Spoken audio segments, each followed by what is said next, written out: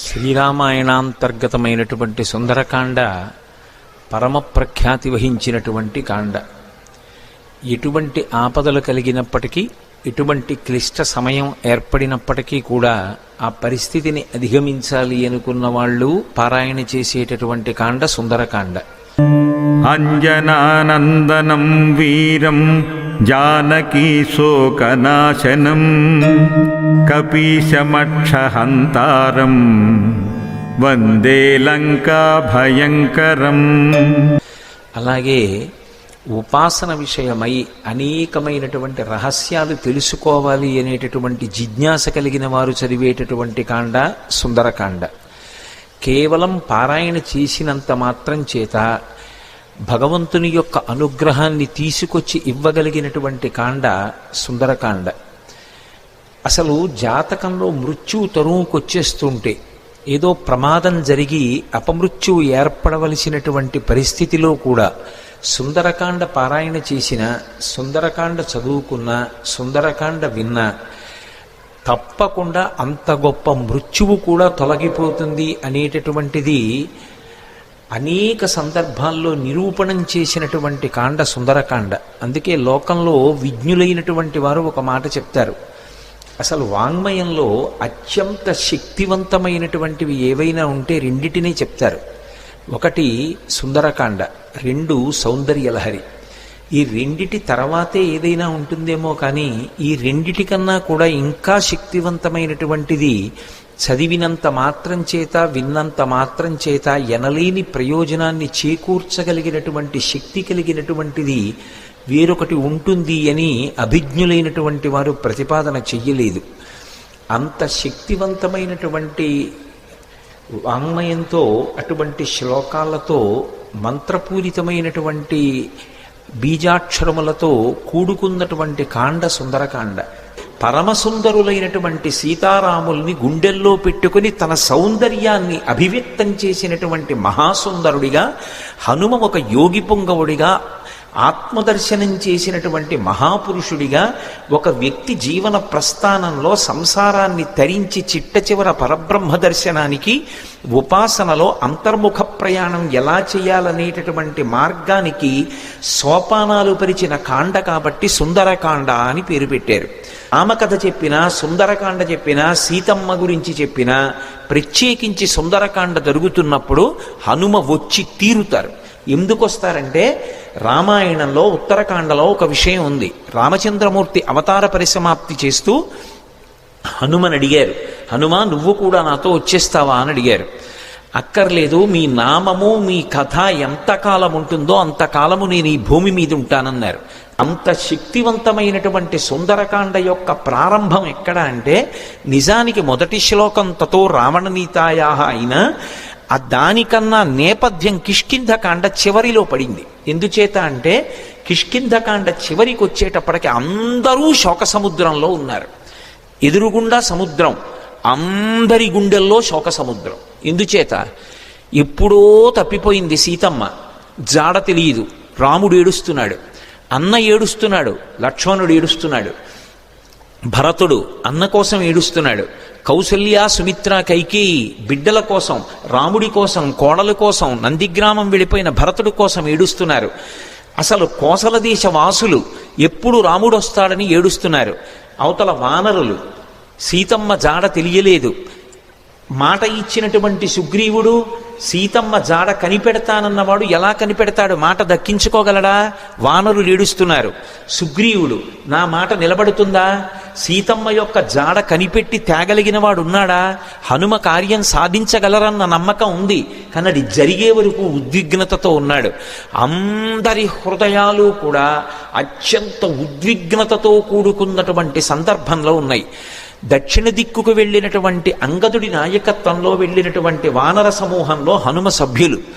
కానీ ఆ వెళ్ళినటువంటి బృందం ఒక పెద్ద బిలంలో చిక్కుపడిపోయింది. ఆ చిక్కుపడిపోయినటువంటి కారణం చేత సుగ్రీవుడిచ్చినటువంటి కాలం దాటిపోయింది. సుగ్రీవుడిచ్చినటువంటి కాలం దాటిపోయింది కాబట్టి వెనక్కి వెడితే సుగ్రీవుడు చంపేస్తాడు. సుగ్రీవాజ్ఞ, ఖచ్చితంగా తిరిగి రాకపోతే శిరచ్ఛేదం చేస్తానన్నాడు. వెనక్కి వెడితే సుగ్రీవుడు చంపేస్తాడు. అందుకని వాళ్ళకి బ్రతకాలనుంది, కానీ బ్రతకడానికి మార్గం లేదు. ఇది సుందరకాండ ప్రారంభం. కష్టమన్న మాటకి చిట్ట చివరి స్థితి ఏది అంటే బ్రతకాలని ఉన్నా ఇక బ్రతకడానికి మార్గం లేదు. అంత పెద్ద కష్టంలో ఉన్నారు. వెనక్కి వెడితే సుగ్రీవుడు చంపుతాడు, ముందుకు వెళ్ళడానికి మార్గం తెలియదు, సీతమ్మ ఎక్కడుందో జాడ తెలియదు. అందుకని ప్రాయోపవేశం చేశారు. మేమందరం చచ్చిపోతామని పడుకున్నారు. మేమేమి ముట్టుకోం, మా అంతటా మా శరీరాలు పడిపోతాయి, లేదా క్రూర మృగాలో పక్షులో ఏవో వచ్చి మమ్మల్ని చంపేస్తాయి, తినేస్తాయి అని పడుకున్నారు. నిజంగా వాళ్ళు చచ్చిపోదామని అనుకోవట్లేదు, బ్రతకాలనుంది, కానీ చచ్చిపోవడం వినా మార్గం లేదు. అది అక్కడున్న స్థితి. అంత శోక సముద్రంలో ఉన్నారు. అటువంటి స్థితిలో అకస్మాత్తుగా ఒక పక్షి అరిచింది. వాళ్ళు తెలిసో తెలియకో రామకథ చెప్పుకున్నారు పడుకుని. ఇదెక్కడి ప్రారంభం వచ్చింది రామనకి? ఎక్కడో కోసల దేశానికి అయోధ్య రాజధాని. అయోధ్యని పరిపాలించిన వాడు దశరథుడా. దశరథుడికి 3 భార్యలా. 60,000 సంవత్సరముల వయస్సు వచ్చే వరకు బిడ్డలు లేరా? బిడ్డలు పుట్టకపోవడానికి ఎదురొచ్చినటువంటి పాపాన్ని పోగొట్టుకోవడానికి అశ్వమేధయాగం చేసి మంచి కుమారుల్ని పొందడానికి పుత్రకామేష్టి చేశాడా? చేసిన యజ్ఞ ఫలితంగా రామలక్ష్మణ భరత శత్రుఘ్నులు అనేటటువంటి 4 ఉత్తమురైన కుమారుల్ని పొందాడా? పెద్దవాడు సుగుణాభిరాముడా. సీతమ్మ తల్లితో కలిసి తండ్రి మాట నిజం చేయడానికి అరణ్యవాసానికి వెళ్ళాడా? సీతమ్మ తల్లిని రాక్షసుడు అపహరించాడా? ఆ రామచంద్రమూర్తికి మన ప్రభువైన సుగ్రీవుడితో స్నేహం కుదిరిందా? వాలిని సంహరించి సుగ్రీవుడికి పట్టాభిషేకం చేశాడా? నీకెందుకు సీతమ్మ జాడ కనిపెడతానని మన ప్రభువైన సుగ్రీవుడు మాటిచ్చాడా? ఇచ్చిన మాట నిలబెట్టుకోవడానికి అన్ని దిక్కులకి వానరుల్ని పంపి మన ప్రారంభం కొద్దీ దక్షిణ దిక్కుకి మనని పంపాడా? మనం ఈ బిలంలో చిక్కుబడిపోయామా? సమయం దాటిపోయిందా? బ్రతకడానికి మార్గం లేక ప్రాయోపవేశం చేసి చచ్చిపోవడానికి సిద్ధపడుతున్నామా? మన కుటుంబాలు ఏమైపోతాయో, మన జాడ తెలియక ఎలా ఏడుస్తారో అని తెలిసో తెలియకో రామకథ చెప్పుకుంటున్నారు. అకస్మాత్తుగా ఓ పెద్ద పక్షి అరిచింది. ఎవడురా నా తమ్ముడైన జటాయువు పేరెత్తినవాడు అంది. వాళ్ళు కథాపరంగా జటాయువు పేరు చెప్పారు. వాళ్ళు చచ్చిపోదామని ఉంది, పక్షి వచ్చింది చంపేస్తుందేమో అన్నారు. అప్పుడు వెళ్ళి అడిగారు, ఎవరు నువ్వు అన్నారు. నేను జటాయువు యొక్క సోదరుడు సంపాతిని. నా రెక్కలు కాలిపోయాయి, నాకు రెక్కలు లేవు, నన్ను తీసుకెళ్ళండి సముద్రం దగ్గరికి, నా తమ్ముడు మరణించాడన్న వార్త తెలిసింది కాబట్టి నేను జలతర్పణ చేస్తానంది. జలతర్పణ చేసి మీరు ఎందుకు బాధపడుతున్నారని అడిగింది. సీతమ్మ జాడ తెలియదు అన్నారు. నేను సంపాతిని, నాకు విశేషమైనటువంటి దృష్టిశక్తి, నేను ఇక్కడ కూర్చుని చూస్తున్నాను, అదిగో లంకాపట్టణంలో సీతమ్మ ఉంది, నా మాట నమ్మండి, మీరు బయలుదేరండి, లంకలో అన్వేషించండి, మీకు సీతమ్మ కనపడుతుంది అంది.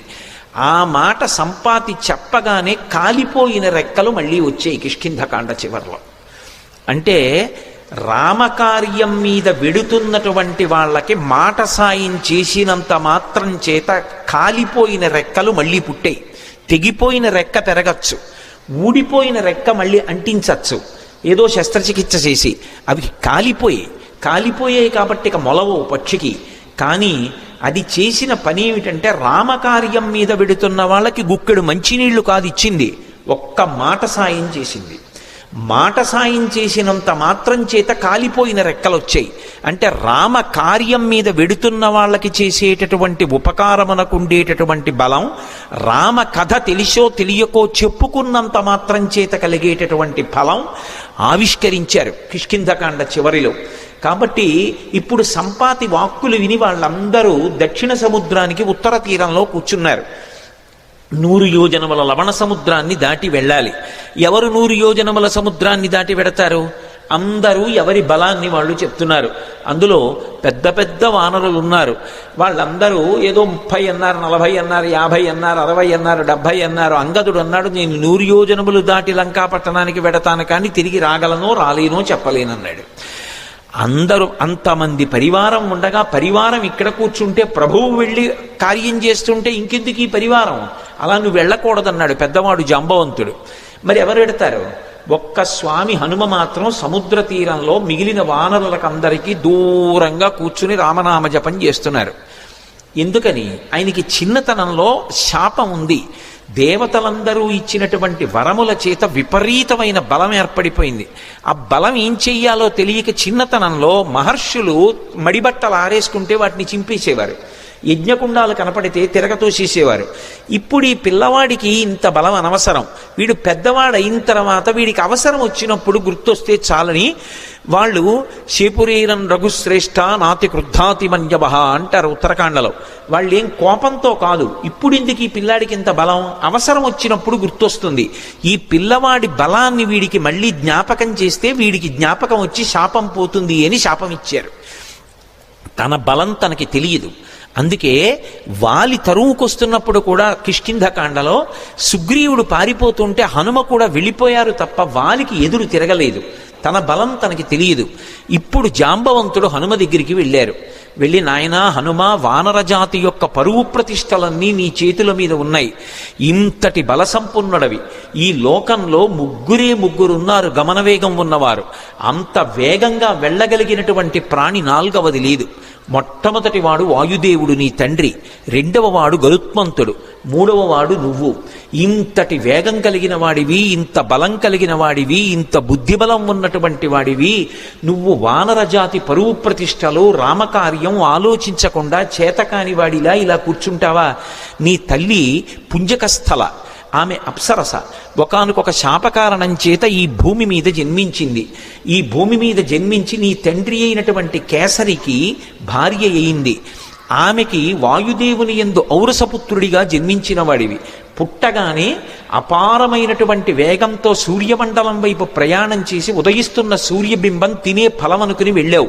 ఇంద్రుడు వజ్రం పెట్టి కొడితే హనువులంటే నీ యొక్క దవడ సొట్టబడి కింద పడ్డావు కాబట్టి నీకు హనుమ అని పేరొచ్చింది.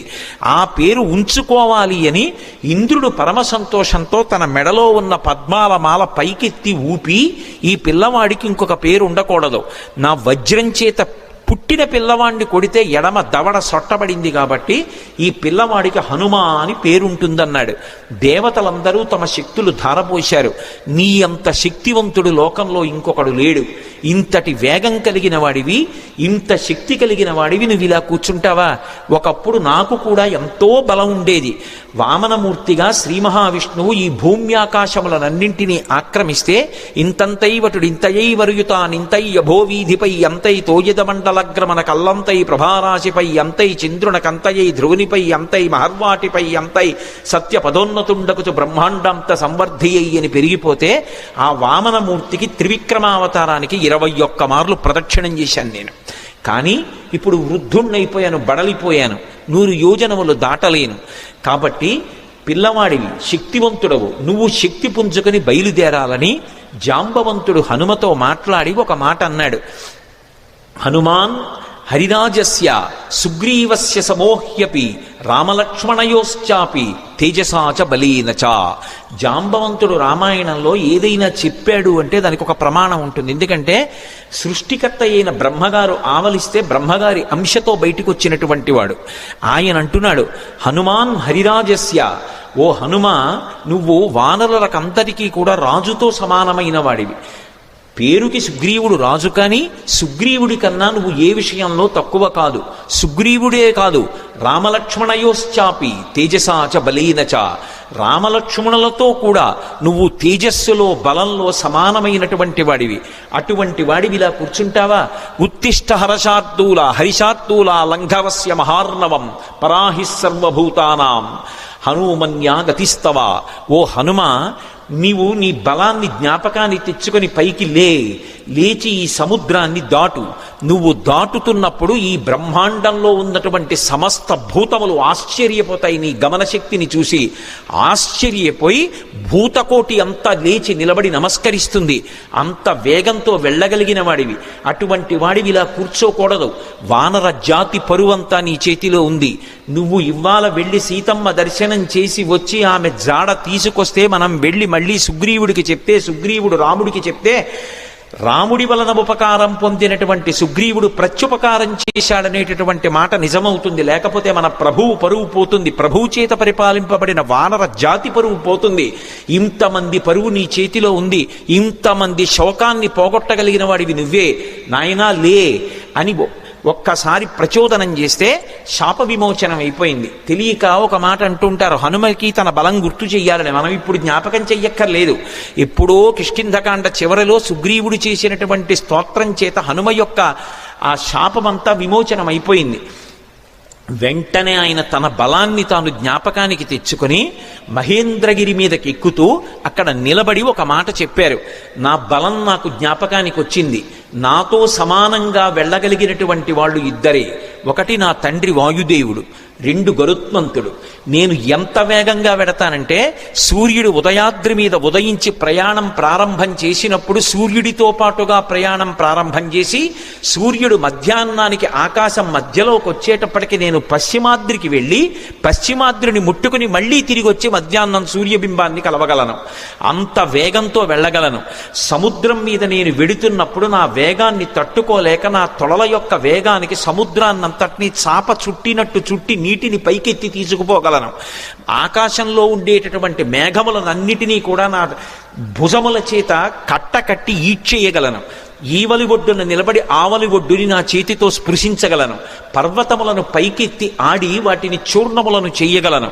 ఈ భూమినంతటినీ చుట్టతాను. సముద్రాలన్నింటినీ కూడా కలచివేసి అవి తమ చెలియల కట్టలు దాటి ప్రవహించేలా చెయ్యగలను. అంతటి శక్తివంతుడనన్న విషయం నాకు అర్థమైంది.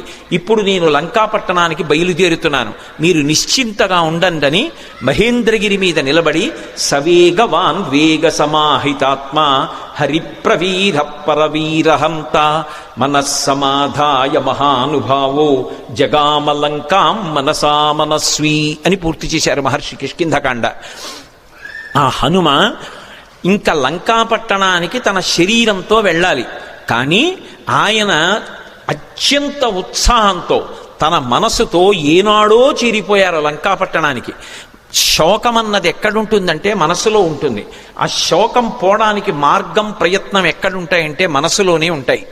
ఆ మనసు పరిపుష్టం కావాలంటే, మళ్ళీ అటువంటి తేజస్సుని పుంజుకోవాలంటే, ఎంత కష్టాన్నైనా దాటగలగాలంటే హనుమ యొక్క అనుగ్రహంతో సీతారాముల అనుగ్రహంతో మనసు ప్రచోదనం పొందాలంటే సుందరకాండ చదవండి అని చెప్తారు.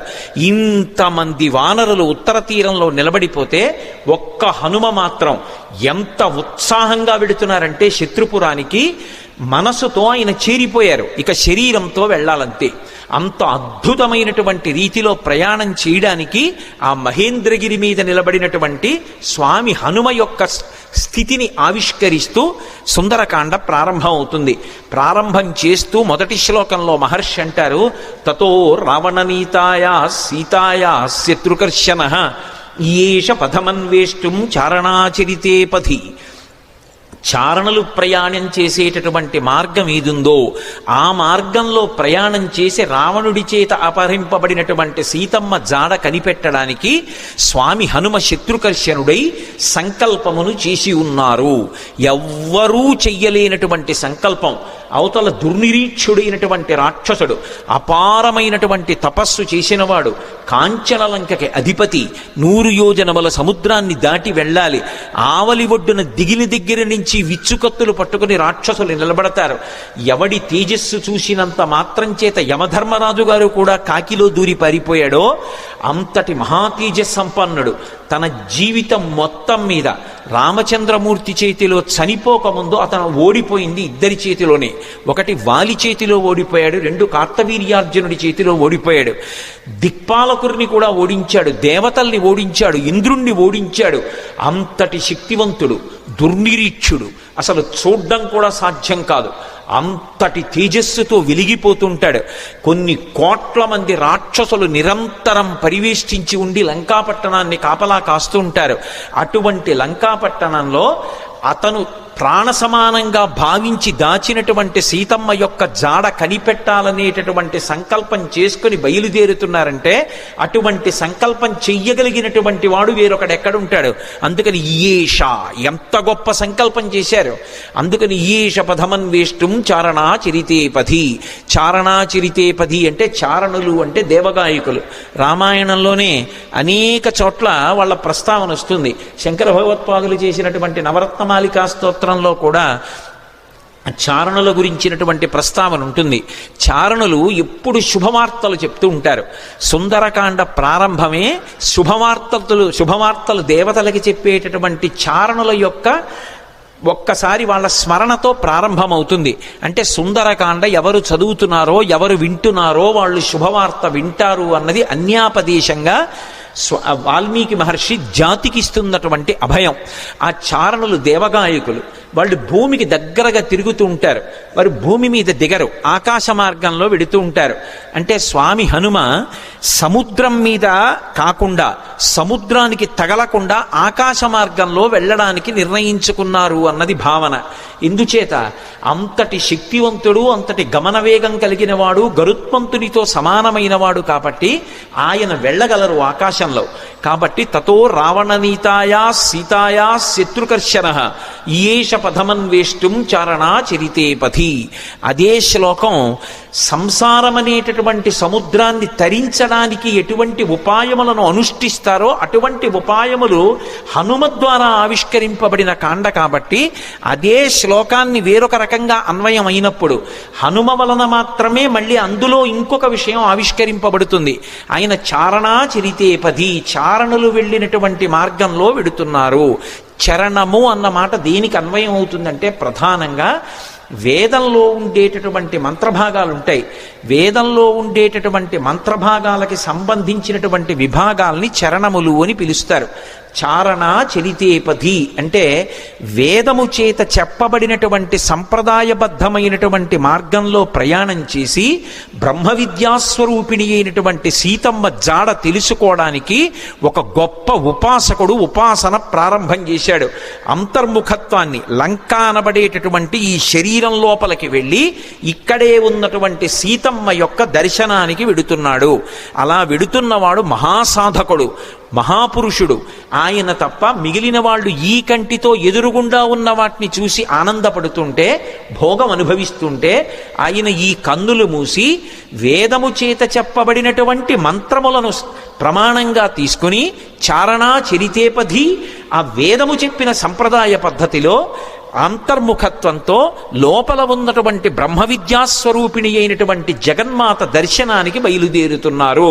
ఇది చెప్పడం ఆ శ్లోకానికి ఉన్నటువంటి ఆంతరమైనటువంటి అర్థం. అందులో రావణ అన్న చోట మధ్యలో ఉన్నటువంటి వా గాయత్రీ మహామంత్రంలో ఉన్నటువంటి బీజాక్షరం. అక్కడికి వచ్చేటప్పటికి బీజాక్షరం ప్రతిపాదింపబడింది. గాయత్రీ మంత్రం ఒక్కదానికి ఒక ప్రత్యేకత. 24 అక్షరాలు బీజాక్షరాలే. 24 అక్షరాలకి ఋషులున్నారు, 24 అక్షరాలకి అధిష్టాన దైవాలున్నారు. ప్రత్యేకించి ఈ వా అన్న అక్షరాన్ని రోజు గాయత్రీ మహామంత్రంలో అంతర్భాగంగా ఎవరు జపం చేస్తారో వాళ్ళకి అజ్ఞానము తొలగిపోయి జ్ఞానము కలుగుతుంది. అంత గొప్పగా అజ్ఞానమును తొలగించగలిగినటువంటి ఒక యోగి స్వరూపయ్యి అటువంటి మార్గాన్ని మనకి ప్రచోదనం చేస్తూ ఉపాసనా రహస్యములను ఆవిష్కృతమయ్యేటటువంటి రీతిలో స్వామి హనుమ లంకాపట్టణానికి బయలుదేరుతున్నారన్నది ఆ శ్లోకంలో సంకేతం. అందుకని తతో రావణనీతాయా సీతాయా శత్రుకర్షణ ఈయేష పథమన్వేష్టం చారణా చరితే పథి. శత్రుకర్షణ అంటే శత్రువులను అణచినవాడు. ఏవి శత్రువులు? కామక్రోధ లోభ మదమోహమాత్సర్యములే శత్రువులు.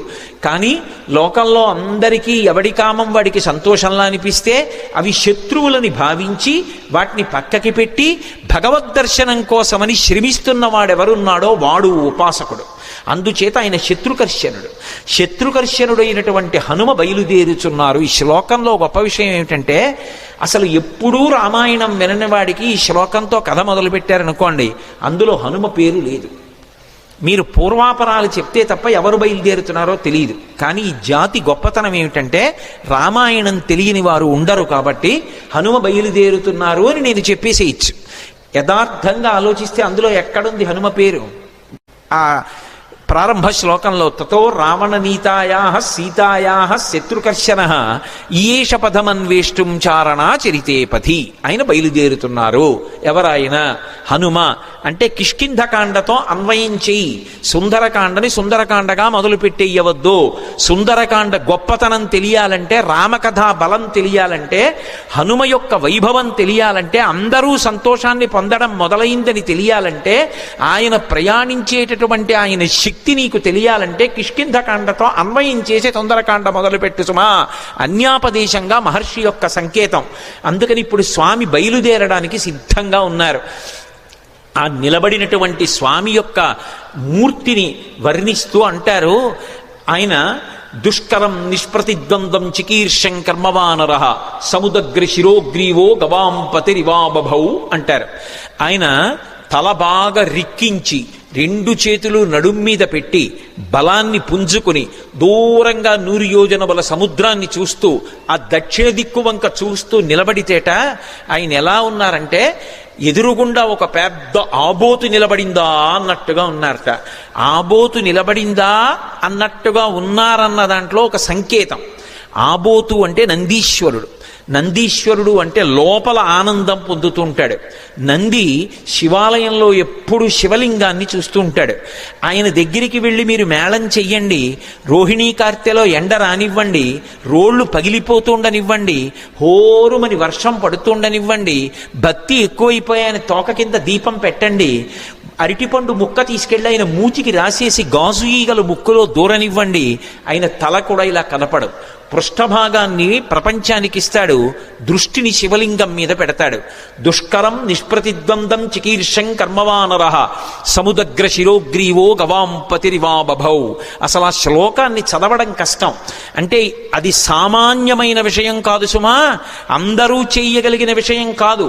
కాంచనలంకలో రావణుని చేత బంధీకృత అయినటువంటి సీతమ్మ తల్లి దర్శనం చేస్తానని ధైర్యంగా సంకల్పం చేసి నిలబడగలగడమే అంత తేలికైన విషయం కాదు. అటువంటి సంకల్పం చేసినటువంటి వాడు కేవలం తాను ఆచరించవలసినటువంటి ప్రణాళిక మీద దృష్టి పెట్టి తాను 100 యోజనముల సముద్రాన్ని దాటి వెళ్ళవలసినటువంటి విషయం మీద ఆలోచిస్తున్నారు తప్ప పిరికితనం కాని, వెళ్ళగలనా అని కాని, వెళ్ళలేనా అని కాని, అసలు రెండవ ఆలోచనకి తావులేని రీతిలో శివాలయంలో నంది ఎలా ఉంటాడో అలా ఆబోతులా కొండ మీద నిలబడి ఉన్నారు.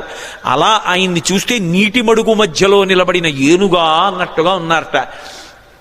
దుష్కరం నిష్ప్రతిద్వంద్వం చికీర్షం కర్మవానర సముదగ్ర శిరోగ్రీవో గవాంపతిరివాబభౌ అథ వైడూర్యవర్ణేషు షద్వలేషు మహాబల ధీర సలిలకల్పేషు విచచార యథాసుఖం అంటారు మహర్షి. అథ వైఢూర్యవర్ణేషు షద్వలేషు మహాబల, ఆకుపచ్చని రంగులో ఉన్నటువంటి మెత్తటి పచ్చిక బయళ్ళున్నాయి అక్కడ. ఆ పచ్చిక బయళ్ల మీద స్వేచ్ఛగా ధీర పరమధైర్యంతో కూడుకున్నటువంటి వారై యథేచ్ఛగా దాని మీద కాసేపు అటు ఇటు నడిచారట. ఆయన నడుస్తున్నప్పుడు ఆయన గుండెలకి ఉరిపిడి పడి అనేకమైనటువంటి చెట్లు కూలిపోయాయి. ఆయన యొక్క పదఘట్టనల చేత వచ్చినటువంటి శబ్దాలకి భయపడి క్రూర మృగాలన్నీ కూడా భయంతో పెద్ద రవం చేస్తున్నాయి. ఆయన మాత్రం ధీరుడై పచ్చిగడ్డిలో అటు ఇటు తిరిగారు. అంటే లౌకికమైనటువంటి భోగములను త్రోసిరాజని శరీరం ఎంత క్లేశం పొందినా ఒకప్పుడు పాతాళలింగం దగ్గర కూర్చుని ధ్యానం చేస్తున్నటువంటి భగవాన్ రమణుల తొడల కింద తేళ్లు జెర్రిలు చేరి కరిచేస్తే నెత్తురు కారిపోయి మాంసం బయటికొచ్చి అట్టలు కట్టినా స్పృహలేక అన్ని భోగములను విసర్జించి కటిక చీకట్లో ముళ్ళకంపల్లో భగవద్దర్శనాన్ని అపేక్షిస్తూ ధ్యానమనందు నిలబడిపోయినటువంటి భగవాన్ రమణుల యొక్క స్థితి ఎలా ఉంటుందో అలా సమస్త భోగములను త్రోసిరాజని శరీరం ఎంత క్లేశపడినా భగవద్దర్శనాభిలాషి అయి ఆ లంకాపట్టణాన్ని చేరడానికి సీతామాత దర్శనానికి ఉద్యుక్తులవుతున్నటువంటి హనుమ యొక్క ఆ తిరుగులేనటువంటి విశ్వాసమునకు, ఆయన యొక్క నిర్ణయానికి ప్రతీకగా నిలబడినటువంటి ఆ బాహ్య స్థితిని ఆవిష్కరిస్తుంది శ్లోకం. అందుకని అథ వైడూర్యవర్ణేషు షద్వలేషు మహాబల ధీర సలిలకల్పేషు విచచార యథాసుఖం. ఆయన బయలుదేరడానికి సిద్ధపడి ఒక్కసారి దక్షిణ దిక్కు వంక చూశారు. హనుమ సంప్రదాయాన్ని నేర్పుతున్నారు, లేదా రామాయణము వేదోపబృంహణము మనం ఎలా బ్రతుకాలో నేర్పుతుంది. సూర్యాయ, సూర్యభగవానుడికి నమస్కారం. వెడుతున్న కార్యం లంకాపట్టణానికి వెళ్ళి సీతమ్మను అన్వేషించాలి, శరీరంలో అవయవాలకు బలం ఉండాలి, అవతల శత్రువుల్ని మర్దించాలి, రావణుడితో మాట్లాడాలి, సీతమ్మ దర్శనం చెయ్యాలి. దీనికి ఇంద్రియములన్నిటికీ కూడా పటుత్వం ఉండాలి. సమస్త ఇంద్రియములకు పటుత్వమునివ్వగలిగినటువంటి మహేంద్రుడికి నమస్కారం. సూర్యాయ మహేంద్రాయ పవనాయ, ఈ శరీరాన్నిచ్చినటువంటి నా తండ్రి వాయుదేవుడికి నమస్కారం. స్వయంభువే, స్వయంభువే అంటే బ్రహ్మగారిని ఒక అర్థం, లేదా రామచంద్రమూర్తికే నమస్కారం చేశారని ఒక అర్థం. స్వయంభువే భూతేభ్యశ్చాంజలిం కృత్వా, సమస్త భూతకోటికి నమస్కరిస్తున్నాను. నేను వెడుతున్న ఈ కార్యం ఇంత గొప్ప కార్యం, దీనికి సమస్త భూతములు నాకు ఉపకరించుగాక. ఎంత వినయంతో బయలుదేరుతున్నారో చూడండి. ఎంత పెద్ద కార్యాన్నైనా ఎవడు సాధిస్తాడంటే, ఎవడు వినయంతో నిలబడగలడో వాడు సాధిస్తాడు తప్ప, ఇంత పెద్ద కార్యం మీద వెడుతున్న వాడిని నేననుకున్నవాడు ఎవడున్నాడో వాడు సాధించలేడు. ఇన్ని కోట్ల మంది వానరులు చెయ్యలేని పని చెయ్యడానికి ఆయన ఒక్కడెడుతున్నాడు. కానీ మీరు చెయ్యలేని దానికి నేను ఎడుతున్నానంట లేదు. ఇంత పెద్ద కార్యానికి నేను వెడుతున్నాను కాబట్టి మీరందరూ నాకు ఉపకారం చెయ్యాలి, మీరు లేని నేను చెయ్యలేను. భూతేభ్యశ్చంజలిం కృత్వా చకార గమనేమతిం. కానీ వెడుతున్నది దక్షిణ దిక్కుకు వెడుతున్నారు. ఏదైనా శుభకార్యం ప్రారంభం చేస్తూ దక్షిణ దిక్కుకి తిరిగి నమస్కారం చెయ్యకూడదు. ఒక్క సంధ్యావందనంలో మాత్రం దిగ్దేవతా నమస్కారం అని చేస్తాం. చేసినప్పుడు 4 దిక్కులకి పైకి కిందకి కూడా నమస్కారం చేస్తాం. ఉత్తప్పుడు ఎప్పుడూ కూడా దక్షిణ దిక్కుకి తిరిగి నమస్కారం చేయకూడదు. అలా చేస్తే అది పితృలోకాధిపతి అయినటువంటి యమధర్మరాజు గారికి అందుతుంది. అందుకని దక్షిణ దిక్కుకి నమస్కారం చెయ్యరు. కాబట్టి దక్షిణానికి చెయ్యకూడదు. కాబట్టి సంప్రదాయంలో తేజస్సు పెరగాలి అంటే తూర్పు దిక్కుకి తిరిగి నమస్కారం చెయ్యాలి. అంజలిం ప్రాంభుక కుర్వన్ పవనాయాత్మయోనయే తతో హి వహృదే గంతుం దక్షిణో దక్షిణాం దిశం. దక్షిణ దిక్కుకు వెళ్ళడానికి తన శరీర బలాన్నంతటినీ కూడా పుంజుకుని శరీరాన్ని పెద్దదిగా పెంచే ముందు ఒక్కసారి తూర్పుకి తిరిగారు. దక్షిణానికి ప్రయాణం. కానీ తూర్పుకి తిరిగి అంజలి ఘటించారు సూర్యనారాయణమూర్తికి. అంజలి ఘటించి తన తండ్రి అయినటువంటి వాయుదేవుడికి ఇంకొక్క మారు నమస్కారం చేశారు. శరీరాన్నిచ్చినటువంటి తండ్రి అంటే శంకరాయచ మయస్కరాయచ అంటుంది. పరమశివుడు ఇంట్లో తిరిగితే కరచరాదులతో, అదే తండ్రి. అటువంటి తండ్రి రూపంలోనే పరమేశ్వరుడు తిరుగుతూ ఉంటాడు అని. అటువంటి తండ్రికి వేరొక్క పర్యాయం నమస్కారం చేశారు. అంజలిం ప్రముఖ కుర్వన్ పవనాయత్మయోనయే తతో హి వవృతే గంతుం దక్షిణో దక్షిణాం దిశం. ఇప్పుడు ఇక బయలుదేరాలి. పెద్ద శరీరాన్ని పర్వతంలా పెంచారు. పెంచి ఇక బయలుదేరడానికి సిద్ధపడుతూ సచచాలాచలశ్చాపి ముహూర్తం కపిపీడిత తరూణాం పుష్పితాగ్రాణాం సర్వం పుష్పమశాతయత్ గిరిణా పీడ్యమానేనా పీడ్యమానాని సర్వశః గుహావిష్టాని భూతాని వినేదుర్వికృతైశ్వరైః తాస్తథా సవిషైర్దష్టా కుపితైస్తైర్మహాశిలాః జజ్వల పావకో దీప్తా బిబిదుశ్చ సహస్రధా యాని ఔషధజాలాని తస్మిన్ జాతాని పర్వతే విషఘ్నాన్యపి నాగానాం నశేకుష్యమితుం విషం అన్నారు మహర్షి. ఎంత అద్భుతంగా వర్ణించారో. పర్వతాకారుడై నిలబడి ఆ మహేంద్ర పర్వతాన్ని తన 2 పాదముల చేత గట్టిగా పీడించారు. ఆ తొక్కి పట్టేటప్పటికి గుహలన్నీ కూడా మూసుకుపోయాయి. ఆ మూసుకుపోయే ముందు ఆ పర్వతం కదిలింది. కదిలి చెట్లకున్నటువంటి పువ్వులన్నీ రాలిపోయాయి.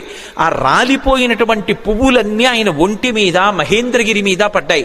ఇది మహేంద్రగిరి పుష్పాల కొండ అనిపించింది. ఆయన ఒళ్ళంతా పువ్వులు. ఇంకొంచెం నొక్కారు. గుహావిష్టాని భూతాని వినేదుర్వికృతైశ్వరైః. అందులో పెద్ద పులులు, సింహాలు, రకరకాలైన క్రూర జంతువులు ఉన్నాయి. ఆ గుహల్లో పడుకున్నాయి. ఎప్పుడైతే గుహ నొక్కుకుపోతోందో అవి బయటికి పారిపోదామని లేచి బయటికి వస్తున్నాయి. నడుందాకా బయటికి వచ్చేటప్పటికి గుహ నొక్కుకుపోయింది. సగం శరీరం లోపలుండిపోయింది, సగం శరీరం బయట ఉండిపోయింది. అప్పటి వరకు ప్రశాంతంగా ఉన్నటువంటి మహేంద్రగిరి ఒక్కసారి క్రూర మృగాల యొక్క పెద్ద పెద్ద అరుపులతో కొండంతా నిండిపోయింది. ఉత్తరక్షణం ఆశ్చర్యపోయారు. ఏమైంది ఈ కొండకి? ఈ కొండ బద్దలైపోతోందా? ఎవరైనా రాక్షసులు వచ్చి దీన్ని భేదిస్తున్నారా అని. అంత పెద్ద అరుపులతో నిండిపోయింది. ఇంకా గట్టిగా నొక్కారు. నొక్కేటప్పటికీ శాస్తదాస విషైర్దష్టాః కుపితైస్తైర్మహాశిలాః. అందులో పెద్ద పెద్ద 4 పాములు కలుగుల్లో పడుకునున్నాయి. విషాలతో కూడుకున్నటువంటి సర్పములు. అనేకమైన సర్పములు ఉన్నాయి. ఇందాక గుహలు నొక్కుకున్నాయి, ఇప్పుడు చిన్న చిన్న కన్నాలు కలుగులు కూడా నొక్కుకుపోతున్నాయి పర్వతం తొక్కేస్తుంటే. ఆ కలుగుల్లో ఉన్నటువంటి పావులన్నీ బయటికి బుస్ అని పైకొచ్చాయి. సగం పైకొచ్చేటప్పటికే ఆ కలుగు నొక్కుకుపోయింది. నడుం దగ్గర నుంచి లోపలకు ఉండిపోయింది, మిగిలింది పైకుండిపోయింది. వాటికి విశేషమైన ఆగ్రహం వచ్చి పడగలు విప్పాయి. ఆ పడగలు విప్పేటప్పటికి నల్లటి స్వస్తికాకారాలు కనపడుతున్నాయి. ఒక్కసారి మహేంద్రగిరి అంతా పావులన్నీ పడగలు విప్పితే స్వస్తికాకారంతో పావుల పడగలు కనపడుతుంటే విచిత్రమైనటువంటి శోభని పొందింది. ఆ పడిపోతున్నప్పుడు బంగారు శిలలు, వెండి శిలలు కిందకు పడిపోతుంటే అవి ఉరుసుకున్నప్పుడు కొండంతా ఎక్కడ చూసినా బంగారు గీతలు, వెండి గీతలు, పచ్చగా తెల్లగా గీతలు పడిపోయింది. ఈ బయటికి వచ్చేసినటువంటి పావులు ఇవన్నీ ఎంతసేపట్లో, నేను వర్ణించినంతసేపు పట్టదు, ఒక్క క్షణకాలంలో బయటికి వచ్చినటువంటి పాములు తమ పడగలు విప్పి ఆ బాధ తట్టుకోలేక పక్కన ఉన్నటువంటి శిలల్ని కాటువేశాయి. వాటి విషం వచ్చి శిలలకి తగిలేటప్పటికీ ఆ శిలల్లోంచి అగ్నిహోత్రం పుట్టి ఒక్క క్షణంలో మహేంద్రగిరి అంతా కూడా అగ్నిహోత్రంలో తగలబడిపోతోంది. అక్కడ అనేకమైనటువంటి ఓషధులు ఉన్నాయి. యాని ఔషధజాలాని తస్మిన్ జాతాని పర్వతే విషఘ్నాన్యపి నాగానాం నశేకుష్యమితుం విషం. ఆ ఓషధులు పాముల యొక్క విషాన్ని పోగొట్టగలవు, కానీ అంత గొప్ప కాట్లు వేస్తే పుట్టినటువంటి విషంలోని అగ్నిహోత్రాన్ని అక్కడ ఉన్నటువంటి పాములు ఏవి కూడా, అక్కడ ఉన్నటువంటి ఓషధులు ఏవి కూడా ఆర్పలేకపోయాయి. పొగ్గున మంటలు మండిపోతున్నాయి. ఒక పక్క గుహల్లో సగం శరీరాలు ఉండిపోయాయి. ఈ పావులు, క్రూర జంతువులు ఈ వేడి ఎక్కడ లేని అరుపులు అరుస్తున్నాయి. అలా అరుస్తున్నటువంటి సమయంలో అక్కడ విద్యాధరులు, గంధర్వులు మొదలైనటువంటి వాళ్ళు బంగారు పాత్రలు తెచ్చుకుని అందులో మద్యం పోసుకుని మంచి మంచి మాంసాలు తెచ్చుకుని తింటూ ఎద్దుల యొక్క తోళ్లు భూమి మీద పరుచుకుని తమ కాంతలతో కలిసి కూర్చుని మాంసం తింటూ మద్యం సేవిస్తున్నారు. అకస్మాత్తుగా కొండ కదిలిపోయింది. దర్శయంతో మహావిద్యాం విద్యాధర మహర్షయ సహితాస్తస్తురాకాశే వీక్షాంచకృష్య పర్వతం. దర్శయంతో మహావిద్యాం అంటారు మహర్షి. విద్యాధరులు, గంధర్వులు తమ యొక్క మహావిద్యని ప్రదర్శించారు. ఏమిటా మహావిద్య అంటే, కొండంతా కదిలిపోయి పావులన్నీ పైకి లేచి క్రూర మృగాలు అరిచి చెట్లన్నీ అకస్మాత్తుగా పువ్వులు కురిసేసి పెద్ద పెద్ద అరుపులు అరిచి అగ్నిహోత్రం పుట్టేసింది. బంగారు పాత్రలు వదిలేశారు, మద్యం వదిలేశారు, ఆహారం వదిలేశారు, ఎద్దుల తోళ్లు వదిలేశారు. భార్యల్ని మాత్రం చంకలో పట్టుకుని అకస్మాత్తుగా ఆకాశంలోకి ఎగిరిపోయి ఆధారం లేకుండా వాళ్ళు ఆకాశంలో నిలబడ్డారు. నిలబడి కాలిపోతున్నటువంటి మహేంద్రగిరిని చూశారు. చూసి ఆశ్చర్యపోయి వీక్షాంచకృష్య పర్వతం, ఏమి ఈ కొండ బద్దలైపోతోందా, ఏమి ఎవరూ కనపట్టలేదు, ఏమైంది ఈ కొండకు, అసలు ఏం జరిగి అకస్మాత్తుగా మహేంద్రగిరి ఇలా అయిపోతోందని తెల్లబోయారు. వాళ్ళలా తెల్లబోతుండగా మహర్షులు, దేవగాయకులైనటువంటి చారణులు మొదలైనటువంటి దేవతల సంఘాలుగా నిలబడి చెప్పుకుంటున్నారు. ఏష పర్వత సంకాచో హనుమాన్ మారుతాత్మజ తితీర్షతి మహావేగ సముద్రం మకరాలయం. మొసళ్లతో కూడుకున్నటువంటి, రాక్షసులతో కూడుకున్నటువంటి 100 యోజనముల లవణ సముద్రాన్ని తాను దాటి వెళ్ళి వానరజాతి పరువు ప్రతిష్టలు నిలబెట్టి సీతమ్మ జాడ తెలుసుకుని రామచంద్రమూర్తికి నివేదించడానికి పర్వత శరీరుడైనటువంటి స్వామి హనుమ పరాక్రమాన్ని పుంజుకుని దీన్ని లంఘించడానికి సిద్ధపడుతున్నారు. ఆశ్చర్యం, ఎవరి కోసం ఇంత కష్టపడుతున్నారు? రామార్థం వానరార్థం చకీర్షం కర్మదుష్కరం సముద్రస్య పరంపారం దుష్ప్రాపం ప్రాప్తుమిచ్చతి. రాముడి కోసం, వానరుల కోసం స్వార్థత్యాగం చేసి తాను ఇంత క్లేశపడుతూ ఈ సముద్రాన్ని దాటడానికి అదిగదిగదిగో స్వామి హనుమ బయలుదేరుతున్నారని ఆ విద్యాధరులందరూ లేచి నిలబడి ఆయనకి నమస్కరించి స్తోత్రం చేస్తున్నారు. ఇక బయలుదేరడానికి సిద్ధపడ్డారు. ఒక్కసారి తన బలాన్నంతటినీ పుంజుకున్నారు. ఒంటి మీద ఉన్నటువంటి వెంట్రుకలన్నీ నిక్కపొడుచుకున్నాయి. చెవులు రిక్కించారు.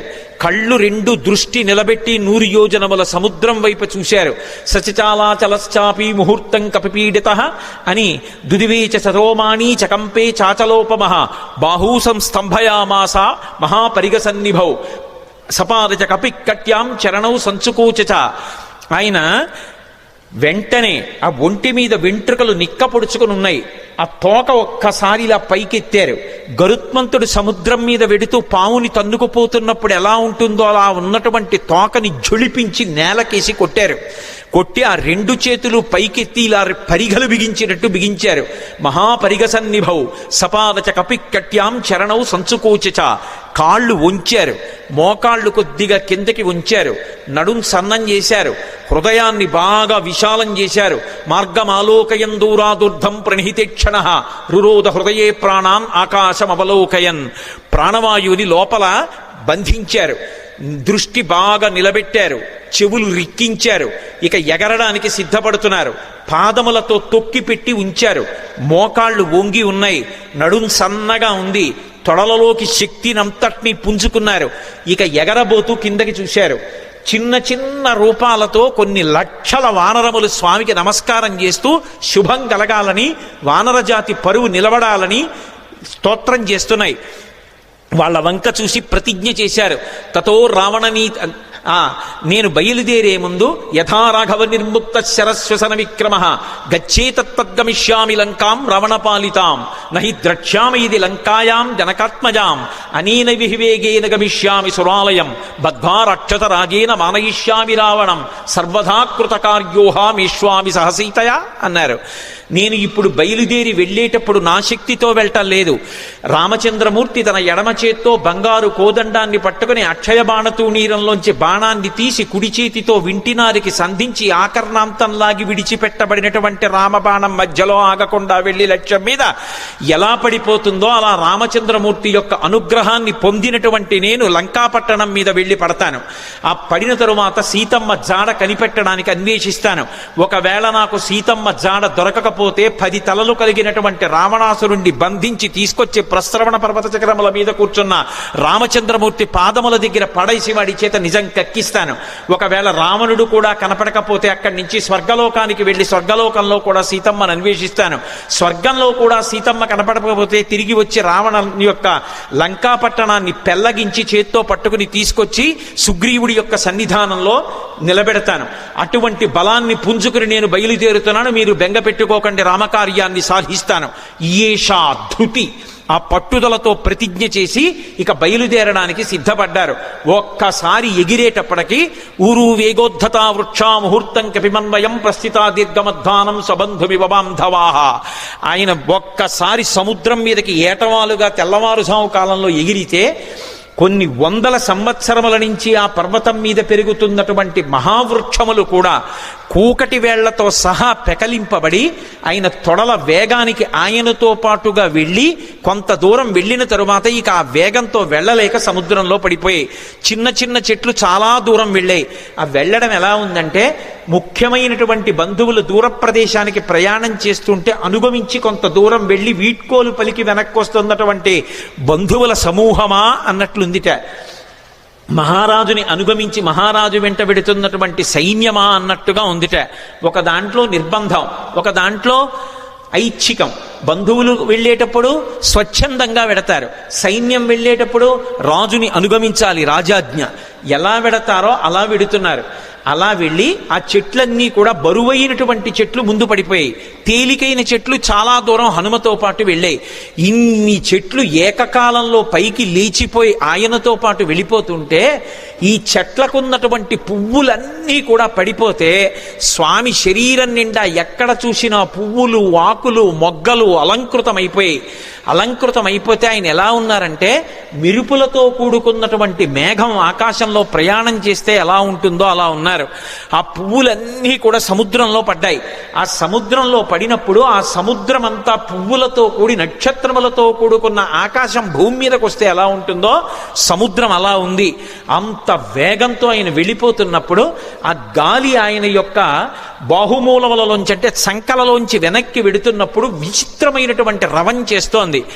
యథేచ్ఛగా ఆకాశంలో వెళ్ళిపోతూ పిబన్నివ బభౌచాపి సౌర్మిమాలం మహార్ణవం పిపాస రివచాకాశం దదృశేష మహాకపి. ఆయన ఆ వెడుతున్నప్పుడు ఎలా ఉందంటే ఇలా పైకి చూస్తే మెరుపుల ముద్ద వెళ్ళిపోతున్నట్టుగా ఆకాశాన్ని ఎవరో తాగేస్తున్నారా అన్నట్టుగా ఉంది. ఆయన వెడుతున్నంతసేపు ఎంత దూరం ఆయన ప్రయాణం చేస్తే అంత దూరం సముద్రం చాప చుట్టినట్టు పైకి లేచి ఆయన శరీరం అలా వెళ్ళిపోగానే ఆయనకి తగులుతోందా అన్నట్టుగా పైకి లేచి విరిగి కెరటం పడిపోతోంది. అలా సముద్రం పైకి లేచిపోయి సంక్షోభాన్ని చెందుతోంది. పెద్ద పెద్ద చెట్లు పడిపోయాయి, కెరటాలన్నీ కదిలిపోతున్నాయి, సముద్రంలో ఉండేటటువంటి ప్రాణులన్నీ క్షోభ చెందాయి. ఒక పక్క మేఘమండలాన్ని చీల్చుకుంటూ మేఘాలలోకి వెడుతూ బయటికి వస్తూ తొంగి చూస్తూ చంద్రుడు ప్రయాణిస్తున్నాడా అన్నట్టుగా వెడుతున్నారు. ఆ వెడుతున్నప్పుడు సంధ్యాయా సమవిస్పృష్టం యథా తత్ సూర్యమండలం ముఖం నాసికయా తస్యా తామ్రయా తామ్రమా బభౌ. ముందు నుంచి చూస్తే ఎర్రటి ముఖం, పగడాల ముద్దలా ఉన్నటువంటి ఎర్రటి మూతి, వెనకాల చూస్తే గైరికాది ధాతువులతో ఉన్నటువంటి పర్వతం బద్దలైతే జేగురు రంగులో ఎలా ఉంటుందో అటువంటి పృష్ఠభాగం. ఆ తోక చూస్తే ఇలా స్తంభంలా నిలబెట్టారు. ఇంద్రధ్వజానికి పూజ చేసినప్పుడు ఇంద్రధ్వజాన్ని ఎలా నిలబెడతారో అలా నిలబెట్టారు. అప్పుడప్పుడు ఆ తోకని ఉంచి విసురుతున్నారు. అది ఎలా ఉందంటే గరుత్మంతుడు సముద్రం మీద వెడుతూ ఒక పావుని నోట కరచుకుని వెడుతున్నప్పుడు అది గింజుకుంటే ఎలా ఉంటుందో ఆ తోక తిరగడం అలా ఉంది. ఒక్కొక్కసారి ఆ తోకని ఇలా ఉంచి తల మీద పెడుతున్నారు. ఆకాశంలో ఒక పెద్ద ఇంద్రధనస్సు ఏర్పడిందా అన్నట్టుగా ఉంది. ఆయన అలా వెడుతుంటే దూరం నుంచి ముందు నుంచి చూస్తే ఎలా ఉన్నారంటే పిబన్నివ భవౌచాపి సౌర్మిమాలం మహార్ణవం పిపాసు రవచాకాశం దదృశేష మహాకపి. ఆ దూరం నుంచి పర్వతస్థా వివానలో ఆ రెండు కళ్ళు కూడా ఎక్కడో పర్వతంలో చీకటిగా ఉన్న చోట రెండు నెగళ్ళు వేస్తే ఆ రెండు నెగళ్ళు రెండు అగ్నిహోత్రాలు రగులుతుంటే ఇక్కడి నుంచి చూస్తే ఎలా ఉంటాయో పచ్చగా ఉన్నటువంటి ఆయన కళ్ళు అలా ఉన్నాయి. అలా వెళ్ళిపోతున్నారు. ఆ వెళ్ళిపోతున్నప్పుడు అకస్మాత్తుగా సముద్ర జలాలన్నీ కూడా ఇలా చాప చుట్టినట్టు పైకి లేచి పడిపోతుంటే ఆ సముద్రంలో ఉన్నటువంటి ప్రాణులన్నీ ఒక్కసారి కనపడ్డాయి. తిమివక్రజుషాహ కూర్మాహ దృశ్యంతే వివృతాస్తథా వస్త్రాపకర్షకేణేవ శరీరాణి శరీరిణాం అంటారు మహర్షి.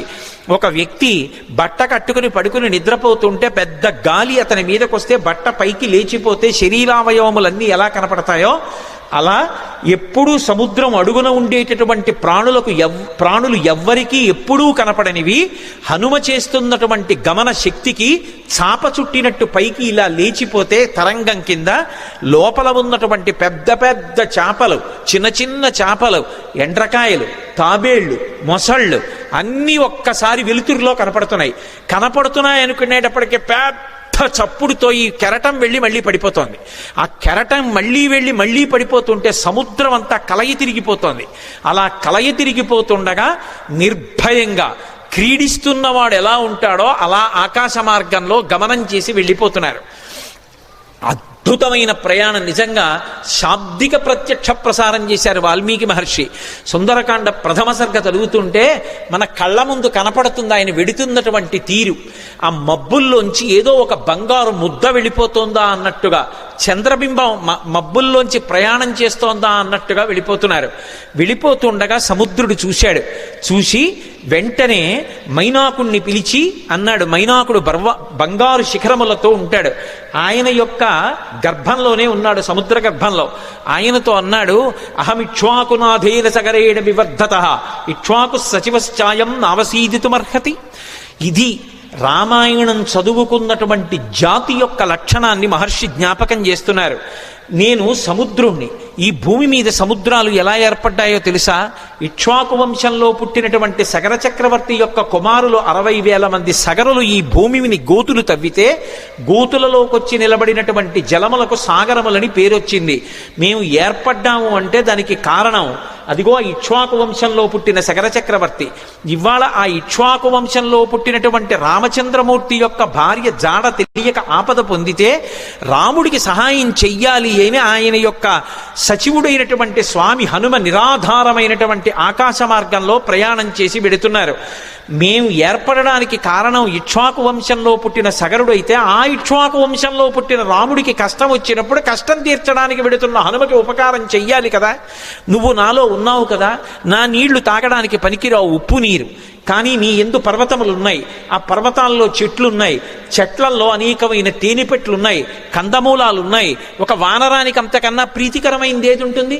నువ్వు పైకి లేస్తే ఒక్కసారి ఆయన విశ్రమిస్తారు. విశ్రమించి కాస్త తేనె తాగుతారు, కాసిని కందమూలాలు తింటారు, తర్వాత ప్రయాణం చేస్తారు. అటువంటి మహానుభావుడు ఎడుతున్నప్పుడు మనం ఆయనకి కించిత్ ఉపకారం చెయ్యకపోతే ఎంత దోషం చేసినట్టు. పాతాళ శాప్రమేయస్య ద్వారమావృత్య తిష్టసి తిర్యగూర్త్వమలశ్చైవ శక్తిస్తే శైలవర్ధితం. నువ్వు ఈ సముద్రంలో పడిపోయినప్పుడు పాతాళలోకం నుంచి రాక్షసులు పైకొచ్చేటటువంటి బిలానికి అడ్డంగా పడ్డావు, ద్వారానికి. కాబట్టి రాక్షసులు పైకి రాలేరు. కానీ నీకు ఒక శక్తి ఉంది, నువ్వు పైకి పెరగలవు, పక్కలకి పెరగలవు, కిందకి వెళ్ళగలవు. కాబట్టి పైకి లే, స్వామి హనుమ వస్తున్నారు, తొందరగా లే. ఎందుకో తెలుసా? కర్తవ్యమకృతం కార్యం సతాం మన్యుముదీరయేత్. ఆర్షవాక్కు అద్భుతమైన విషయాన్ని చెప్తున్నారు. మహాత్ములకు కోపం రాదు, కానీ అటువంటి మహాత్ములు కూడా కోపగిస్తారు. ఎప్పుడు కోపగిస్తారో తెలుసా? చెయ్యవలసిన పని చెయ్యడం కాదు, చెయ్యవలసిన పని చెయ్యవలసిన సమయానికి చెయ్యకపోతే మహాత్ములకు కూడా ఆగ్రహం వస్తుంది. అందుకని ఆయన దాటిపోక ముందు నువ్వు లేవాలి. అయ్యో నాకు తెలిసి లేచేటప్పటికి ఆయన వెళ్ళిపోయారు అనకూడదు, ఆయన రాకముందు లేచి నిలబడాలి. మహాత్ములు వచ్చేటప్పటికి సిద్ధంగా ఉండాలి. అందుకని వారు రాకముందు లేచి నిలబడు, అంజలి ఘటించు, స్వాగతం పలుకు, పలికి ఆయనకి విశ్రాంతికి స్థానం కల్పించు. అనగానే మైనాక పర్వతం సముద్రాన్ని చీల్చుకుని ఒక్కసారి పైకి లేచింది. వచ్చేస్తున్నారు హనుమ ఆకాశ మార్గంలో. అకస్మాత్తుగా ఆ శిఖరముల మధ్యలో బంగారం ఉంటుంది. బాలసూర్యుని యొక్క కిరణములు పడి తెల్లవారుజాము కాలమేమో మరింత శోభిస్తోంది. ఆకాశం అంతా బంగారు వర్ణం పొందేసింది. అకస్మాత్తుగా సముద్రంలోంచి శిఖరములు లేచాయేమో, సముద్ర రంగంతా కూడా బంగారు రంగు అయిపోయింది. ఆ శిఖరములు పైకి లేచాయి. దర్శయామాస శృంగాణి సాగరేణ నియోజిత శాతకుంభమయీ శృంగై సకిన్నరమహోరగై అంటారు మహర్షి. ఆ పర్వత శిఖరములు పైకి లేస్తే దాని మీద కిన్నరులు ఉన్నారు, దాని మీద భయంకరమైనటువంటి సర్పములు ఉన్నాయి, చెట్లున్నాయి, తేనెపట్లున్నాయి, కందమూలాలున్నాయి, బంగారంతో మెరిసిపోతున్నాయి ఆ శిఖరాలు. స్వామి హనుమ చూశారు, ఇదేమి ఇప్పటి వరకు లేనిది సముద్రంలోంచి అకస్మాత్తుగా బంగారు శిఖరాలు పైకి లేచాయే అని. మధ్యే లవణతోయస్య విఘ్నోయమితి నిశ్చిత. అకస్మాత్తుగా సముద్రంలోంచి బంగారు శిఖరాలు పైకి లేచాయంటే ఇది నేను చేస్తున్నటువంటి పనికి, నేను వెడుతున్న కార్యానికి విఘ్నం, నేను ఆగకూడదు అని వరసాపాతయామాస జీమూత వివమారుత. తన వక్షస్థలంతో కొట్టారు శిఖరాల్ని. అవి చూర్ణములై పొడి అయిపోయి పడిపోయాయి. సముద్రంలో పడిపోగానే ఒక్కసారి మైనాకుడు పురుష రూపాన్ని దాల్చి నిలబడ్డాడు. అంతరిక్ష స్థిత శ్రీమాన్ ఇతం వచనమబ్రవీత్. ఆకాశంలో నిలబడి స్వామి హనుమతో మాట్లాడుతున్నాడు. మహానుభావ, కృతీచ ప్రతికర్తవ్యం దేశధర్మ సనాతన సోయం తత్ ప్రతికారార్థీ తత్వసమ్మానమర్హతి అతిథి కిల పూజార్హ ప్రకృతోపి విజానత. ఈ జాతికి ఒక లక్షణం ఉంది, ఉపకారం చేసిన వాడికి ప్రత్యుపకారం చెయ్యాలి. ఒక ఉపకారాన్ని పొంది తిరిగి ప్రత్యుపకారం చెయ్యకుండా ఉపకారాన్ని మరిచిపోయిన వాడెవరుంటాడో వాడు కృతఘ్నుడు. అటువంటి కృతఘ్నుడికి నిష్కృతి లేదు. కిష్కింధకాండలో కూడా స్వామి లక్ష్మణుడు అంటాడు, బ్రహ్మఘ్నైచ సురాపేచ చౌరే భగ్న వ్రతీ తథా నిష్కృతిర్విహితా సిద్ధి కృతఘ్నో నాస్తి నిష్కృతి. బ్రహ్మహత్య చేసిన వాడికి, దొంగతనం చేసిన వాడికి, సురాపానం చేసిన వాడికి, ఒక వ్రతం చేస్తానని నీళ్లు ముట్టుకుని కూడా వ్రతం చెయ్యకుండా వ్రతభంగం చేసిన వాడికి ప్రాయశ్చిత్తం ఉందేమో కానీ చేసిన ఉపకారాన్ని మరిచిపోయి కృతఘ్నుడై బ్రతికేటటువంటి వాడికి మాత్రం నిష్కృతి లేదంటాడు. కాబట్టి కృతీచ ప్రతికర్తవ్యం దేశధర్మ సనాతన. ఉపకారం చేసిన వాడికి ఉపకారం చెయ్యొద్దు. నేను సముద్రంలో దాక్కున్నాను, దాక్కోవడానికి నాకు అవకాశం ఇచ్చి సముద్రుడు ఉపకారం చేశాడు. అంతేకాదు నీ తండ్రి నాకు ఉపకారం చేశాడు. ఒకానొకప్పుడు పర్వతాలకన్నిటికీ కృతయుగంలో రెక్కలుండేవి. పర్వతములు ఎగిరి వెళ్ళి ఎక్కడ కావాలంటే అక్కడ దిగేవి. అలా దిగుతున్నప్పుడు గ్రామాలకి గ్రామాలు, మునివాటికలు నశించిపోతుండేవి. అందరూ హాహాకారాలు చేస్తే దేవేంద్రుడు తన వజ్రాయుధంతో పర్వతాలకు ఉండేటటువంటి రెక్కలు తరిగేశాడు. అలా తరిగేస్తున్నప్పుడు నా రెక్కలు కూడా తరిగేస్తాడని నేను భయపడి భయంతో రెక్కలు ఉన్నా ఎగరలేక ఉండిపోయాను. అప్పుడు నీ తండ్రి వాయుదేవుడు చూశాడు, మిత్రత్వాన్ని పాటించి అయ్యో రెక్కలున్నా ఎగరలేకపోతున్నాడని నన్ను ఎత్తి ఇంద్రుడికి కనపడకుండా తీసుకొచ్చి సముద్రంలో పడేశాడు. నేను వెళ్ళి రాక్షసుడు పైకొచ్చేటటువంటి బిలమార్గానికి అడ్డుగా పడ్డాను. ఇంద్రుడు ఓరకంట చూసి పోనీలే భయంతో కదలడు కాబట్టి బిలమార్గం మూసుకుంది, రాక్షసులు పైకి రారు. ఉభయత్రా ఉపకారం జరుగుతుందని ఊరుకున్నాడు. రెక్కలున్నా కదలలేక ఆనాటి నుంచి ఈనాటి వరకు సముద్రంలో పడున్నాను. నీ తండ్రి వాయుదేవుడు నాకు ఉపకారం చేశాడు. ఆ తండ్రికి కొడుకువి నువ్వు. ఆత్మావై పుత్రనామాసి. ఆయనకి ఉపకారం చేస్తే ఎంతో, ఆయన కొడుక్కి ఉపకారం చేస్తే అంతే. అందుకని నువ్వు వెడుతున్నప్పుడు నీకు నేను ఉపకారం చెయ్యొద్దు. అతిథి కిల పూజార్హ ప్రకృతోపి విజానత.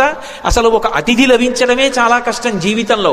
అటువంటిది మహాప్రాజ్ఞుడు, నవవ్యాకరణ పండితుడు, స్వార్థం లేనివాడు, రామచంద్రమూర్తి యందు అపారమైన భక్తి కలిగినటువంటి నీ వంటి మహాపురుషుడు అతిథిగా లభించడం అంటే నేను పొందిన అదృష్టం. నిపత్య మమశృంగేషు విశ్రమస్వ యథాసుఖం. ఒక్కసారి నా పర్వత శిఖరముల మీద దిగవయా, కాసేపు విశ్రాంతి తీసుకో, ఇంత తేనె తాగు, కాసిని కందమూలాలు తిను, కించిత్ విశ్రమించు, మళ్ళీ బయలుదేరి వెళ్ళిపో అన్నారు. విన్నారు హనుమ. ఒక్కసారి నవ్వి, ప్రీతోస్మి కృతమాతిథ్యం మన్యురేషోపనీయతాం త్వరతే కార్యకాలో మే అహస్యాప్యతివర్తతే ప్రతిజ్ఞాతమయా దత్తానస్తాతం వ్యభిహాంతరే అంటారు. ప్రీతోస్మి కృతమాతిథ్యం, చాలా సంతోషం, మీరు నాకు ఆతిథ్యం ఇచ్చినట్టే, మీరు నాకు అన్నీ పెట్టినట్టే. కానీ అన్యురేషోపనీయతాం, మన్యువు పెట్టుకోకండి, అంటే కోపం పెట్టుకోకండి మనసులో. మీరు అన్న మాట నేను పాటించలేదని ఏమనుకోకండి. నేను ప్రతిజ్ఞ చేశాను, రామకార్యం మీద ఎక్కడా ఆగను. రామచంద్రమూర్తి విడిచిపెట్టిన బాణం ఎలా వెడుతుందో అలా వెడతానన్నాను. అలా వెడతానన్నవాడిని అలా వెళ్లకుండా మధ్యలో దిగి విశ్రాంతి తీసుకుని వెడితే రామబాణంలా వెళ్ళినట్టు ఎలా అవుతుంది? ఇది హనుమ యొక్క ప్రజ్ఞ. అంతటి ప్రాజ్ఞుడైన, అంత శక్తివంతుడైన కేవలం నా ప్రయత్నం చేత సాధిస్తాననరు. రామచంద్రమూర్తి యొక్క సహాయం కావాలి. యథా రాఘవ నిర్ముక్త శరస్వసన విక్రమ, రాముడు వదిలిన బాణంలా వెడతాను. రామానుగ్రహం ఉండాలి. ఎవడైనా జీవితంలో వృద్ధిలోకి రావాలనుకున్నవాడు తాను చెయ్యవలసిన పని తాను చేస్తూ, తన ప్రయత్నం తాను చేస్తూ, ప్రయత్నానికి పక్కన భగవంతుని యొక్క అండదండలు కూడా కలగాలని కోరుకోవాలి. భగవంతుని యొక్క ఏ అనుగ్రహం లేకుండా కేవలం తన ప్రయత్నం వలన సాధిస్తాననుకోవడం మూర్ఖత్వం. ఎప్పుడూ అలా సాధించలేడు. ఈశ్వరుని యొక్క అనుగ్రహం తోడు కావాలి. అందుకే నేను కాదు, రాముడి విడిచిన బాణంలా వెడతాను, రామానుగ్రహం నా యందు నిలబడాలన్నారు. అందుకే మహానుభావుడు నేను రామబాణంలా వెడతానని ప్రతిజ్ఞ చేసి మధ్యలో ఆగలేను. అవతల వేళ దాటిపోతోంది, తొందరగా వెళ్ళాలి. ఏమనుకోకండి, ఎంత మర్యాదగా మాట్లాడతారో. ఒక్కసారి ముట్టుకున్నారు, ప్రీతోస్మి కృతమాతిథ్యం, మీరు నాకు ఆతిథ్యం ఇచ్చినట్టే. ఒక్కసారి ఇలా చెయ్యి వేశారు, ముందుకి దాటి వెళ్ళిపోయారు. సమస్త భూతములు ఆశ్చర్యపోయే, ఏమి ప్రజ్ఞావంతుడు. ఉపాసకుడు ముందు దైవాన్ని ఉపాసన చేయడం మొదలు పెట్టగానే ముందొచ్చేటటువంటి ప్రతిబంధకం ఏమిటంటే నమస్కారం. వద్దు మహాప్రభో అన్నా సరే వచ్చి కాళ్ళ మీద పడిపోతారు. ఎక్కడ కనబడితే అక్కడ నమస్కారాలు చేస్తారు. ఇవన్నీ బాగానే ఉన్నాయి, నా అంతవాడు ఎవడుంటాడని లోకంలో అనుకున్నాడో చతికిల పడి జారిపోతాడు. కాదు కాదు, ఇవన్నీ నమస్కారాలు ఈశ్వరుడికి చెందుతాయి. నేనంతటి వాడిని నిమిత్త మాత్రం అనుకున్నవాడు ఎవరున్నాడో వాడు వృద్ధిలోకి వస్తాడు. అందుకే మైనాకుడంతటి వాడు బంగారు శిఖరములతో పైకొచ్చిన ముట్టుకుని మర్యాదగా వెళ్ళిపోయారు తప్ప అక్కడ దిగలేదు, నిలబడలేదు. ముందుకెళ్ళిపోయారు. చూశారు, మహర్షులు చూశారు, గంధర్వులు చూశారు, కిన్నెర కింపురుషులు చూశారు, సిద్ధులు చూశారు, సాధ్యులు చూశారు. గబగబా నాగమాత సురస దగ్గరికి వెళ్ళారు.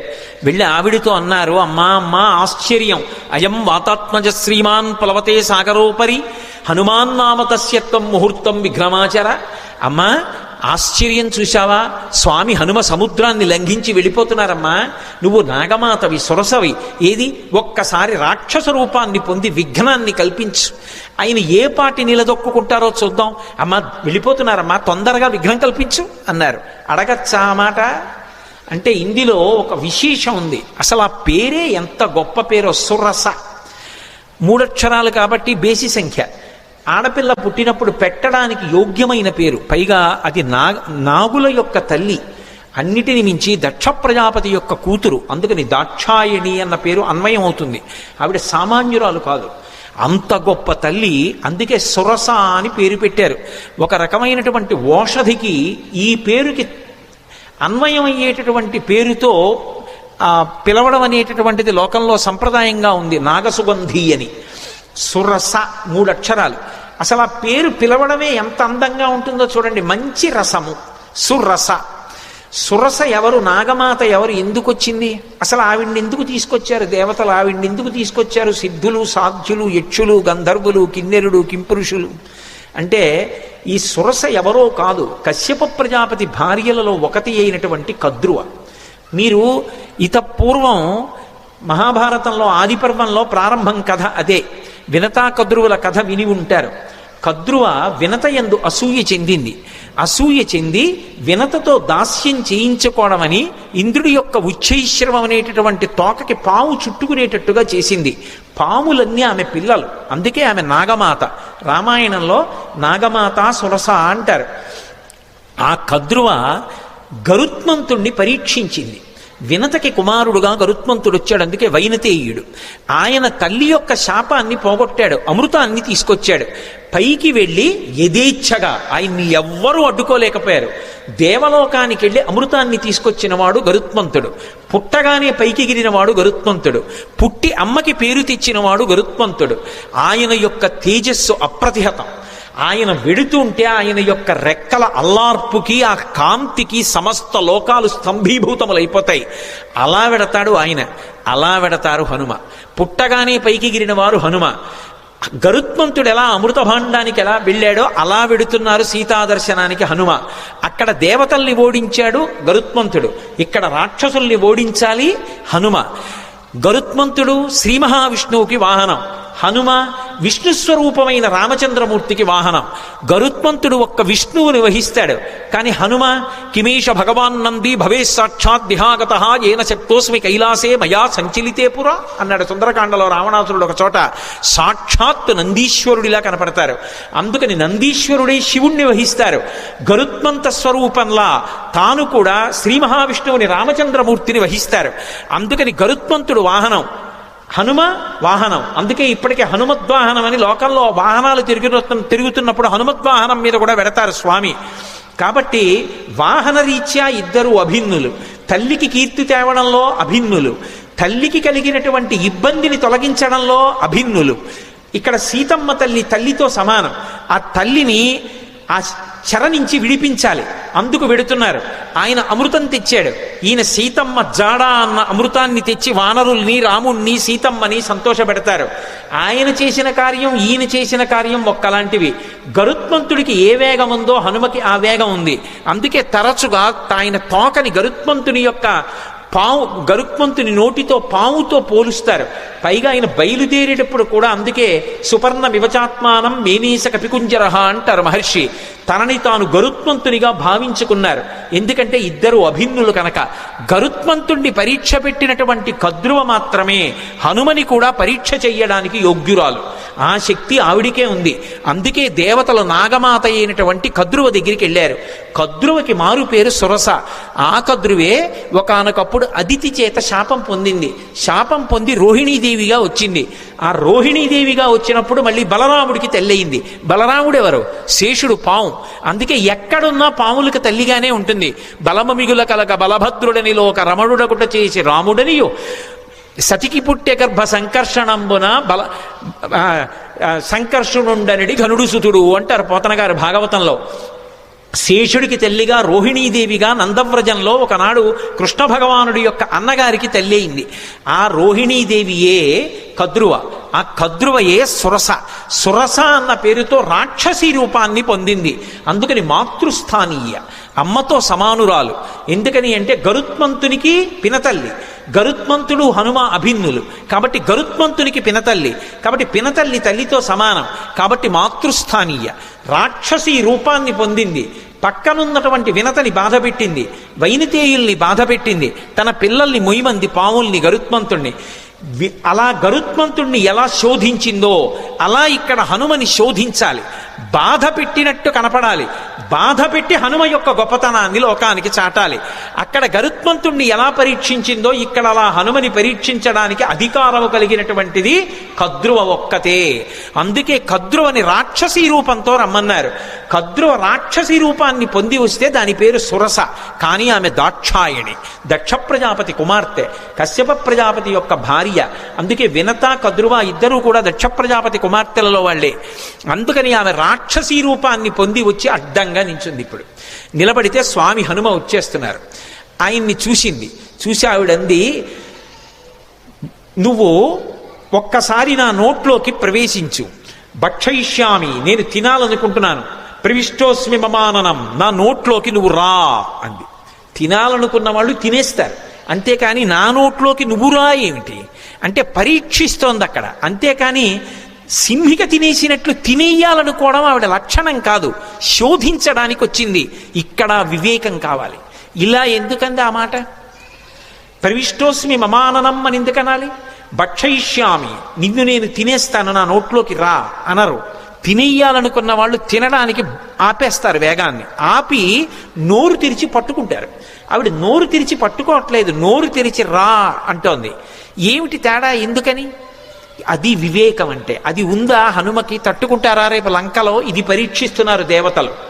వెంటనే ఆయన మహానుభావుడు హనుమ చూశారు, ఇదేదో ప్రతిబంధకం వచ్చిందే, రాక్షసు వచ్చిందే, నోరు తెరిచిందే. ఆయన ఏం బెంగపెట్టుకోలేదు. వెంటనే ప్రహృష్టవదన శ్రీమాన్ ఇదం వచనమబ్రవీత్, ఆయన ముఖంలో సంతోషం అలాగే ఉంది. ఉపాసన చేసేవాడు దైవాన్ని చేరాలనుకునేవాడికి అనేకమైన కష్టాలు వస్తాయి. ఒక్కొక్కసారి సన్మానాలు వస్తాయి, ఒక్కొక్కసారి పెద్దవాళ్లతో పరిచయాలు వస్తాయి, ఒక్కొక్కసారి ఎంతటి వాళ్ళు నమస్కారం చేస్తారు, ఒక్కొక్కసారి ఎవడో రాళ్ళు విసురుతాడు. ఆ రాళ్ళు విసిరాడని బెంగపెట్టుకోకూడదు, పువ్వులు జల్లారని పొంగిపోకూడదు. రెండిటికీ తట్టుకోవాలి. సురస వచ్చి ఎదురుగుండా నిలబడింది రాక్షసీ రూపంలో, ఆయన బెంగపెట్టుకోలేదు. బెంగపెట్టుకోలేదని చెప్పడానికి మహర్షి అద్భుత ప్రయోగం చేస్తారు. ప్రహృష్టవదన శ్రీమాన్ ఇదం వచనమబ్రవీత్. పరమ సంతోషంతో ఆవిడ వంక చూశారు. చూసి రామకథ చెప్తారు. హనుమ సుందరకాండలో 1కి 10 మాటలు రామకథ చెప్తారు, అందుకు వింటారు సుందరకాండ. కానీ చెప్పేటప్పుడు మళ్ళీ మొత్తం కథంతా చెప్పరు, ఎక్కడ ఎలా చెప్పాలో అలాగే చెప్తారంతే. ఒక్కొక్క చోట సంక్షిప్తంగా చెప్తారు. ఈ పరిస్థితుల్లో రామకథ వివరంగా చెప్పడం కుదరదు. అందుకే ఎంత సంక్షిప్తంగా చెప్పారంటే, రామో దాశరథిర్నామ ప్రవిష్టో దండకాననం లక్ష్మణైన సహభ్రాత వైదేహ్యా చాపి భార్యయా అథవా మైథిలీం దృష్ట్వా రామంచా క్లిష్టకారిణం ఆగమిష్యామితే వక్త్రం సత్యం ప్రతిశృణోమితే అన్నారు. అమ్మా, దశరథ మహారాజు గారి కొడుకు రామచంద్రమూర్తి సీతమ్మతో కలిసి తండ్రిని సత్యమునందు నిలబెట్టడానికి అరణ్యవాసానికి వస్తే రాముడి భార్య అయిన సీతమ్మని రావణుడన్న రాక్షసుడు అపహరించాడమ్మా. ఆ సీతమ్మ జాడ కనిపెట్టడానికి వెడుతున్నాను, ఒక్కసారి సీతమ్మ జాడ తెలుసుకుని రామచంద్రమూర్తికి చెప్పి వచ్చి నీ నోట్లోకి వచ్చేస్తాను, నన్ను మన్నించమ్మా, వదిలిపెట్టు అన్నారు. ఆవిడ తినేస్తానంటలేదు, పట్టుకోవట్లేదు. ఆవిడంది కుదరదు, ఇది దేవతల వరం, అంటే నిన్ను పరీక్షించాలి, దేవతలు అడిగారు కాబట్టి నువ్వు నా నోట్లోకి వచ్చి వెళ్ళు అంది. నా నోట్లోకి వచ్చాక ఏమో నాకు ఆహారం అయిపోవచ్చు, నువ్వు పరీక్ష తట్టుకోలేకపోవచ్చు, కాబట్టి నా నోట్లోకి వచ్చి వెళ్ళు అంది. ఆయన అన్నారు, అలాగేనా అమ్మా, తప్పదా? అలాగే పెడతాను అన్నారు. పెద్ద శరీరం పెంచారు. ఆ శరీరం పట్టద్దు, ఆవిడ నోరు తెరిచింది. ఇంకొంచెం పెంచారు, ఇంకొంచెం నోరు తెరిచింది. ఆయన అపారమైన వివేకం ఉన్నవాడు, మహానుభావుడు. హనుమంటే సశింక్షప్యాత్మనక్తాయం బభూవాంగుష్ఠమాత్రక, బొటన వేలంత చిన్నవారైపోయారు అకస్మాత్తుగా. సురస పెద్ద నోరు తెరిచి ఇంకా పెంచుతారనుకుంటోంది. ఆయన బొటన వేలంతా అయిపోయి చటుక్కున లోపలికి వెళ్ళి బయటకు వచ్చేశారు. అమ్మా, ప్రవిష్టోస్మి హితే వక్త్రం దాక్షాయణి నమోస్తుతే గమిష్యే యత్ర వైదేహీ సత్యం జాసీధరస్తవ అన్నారు.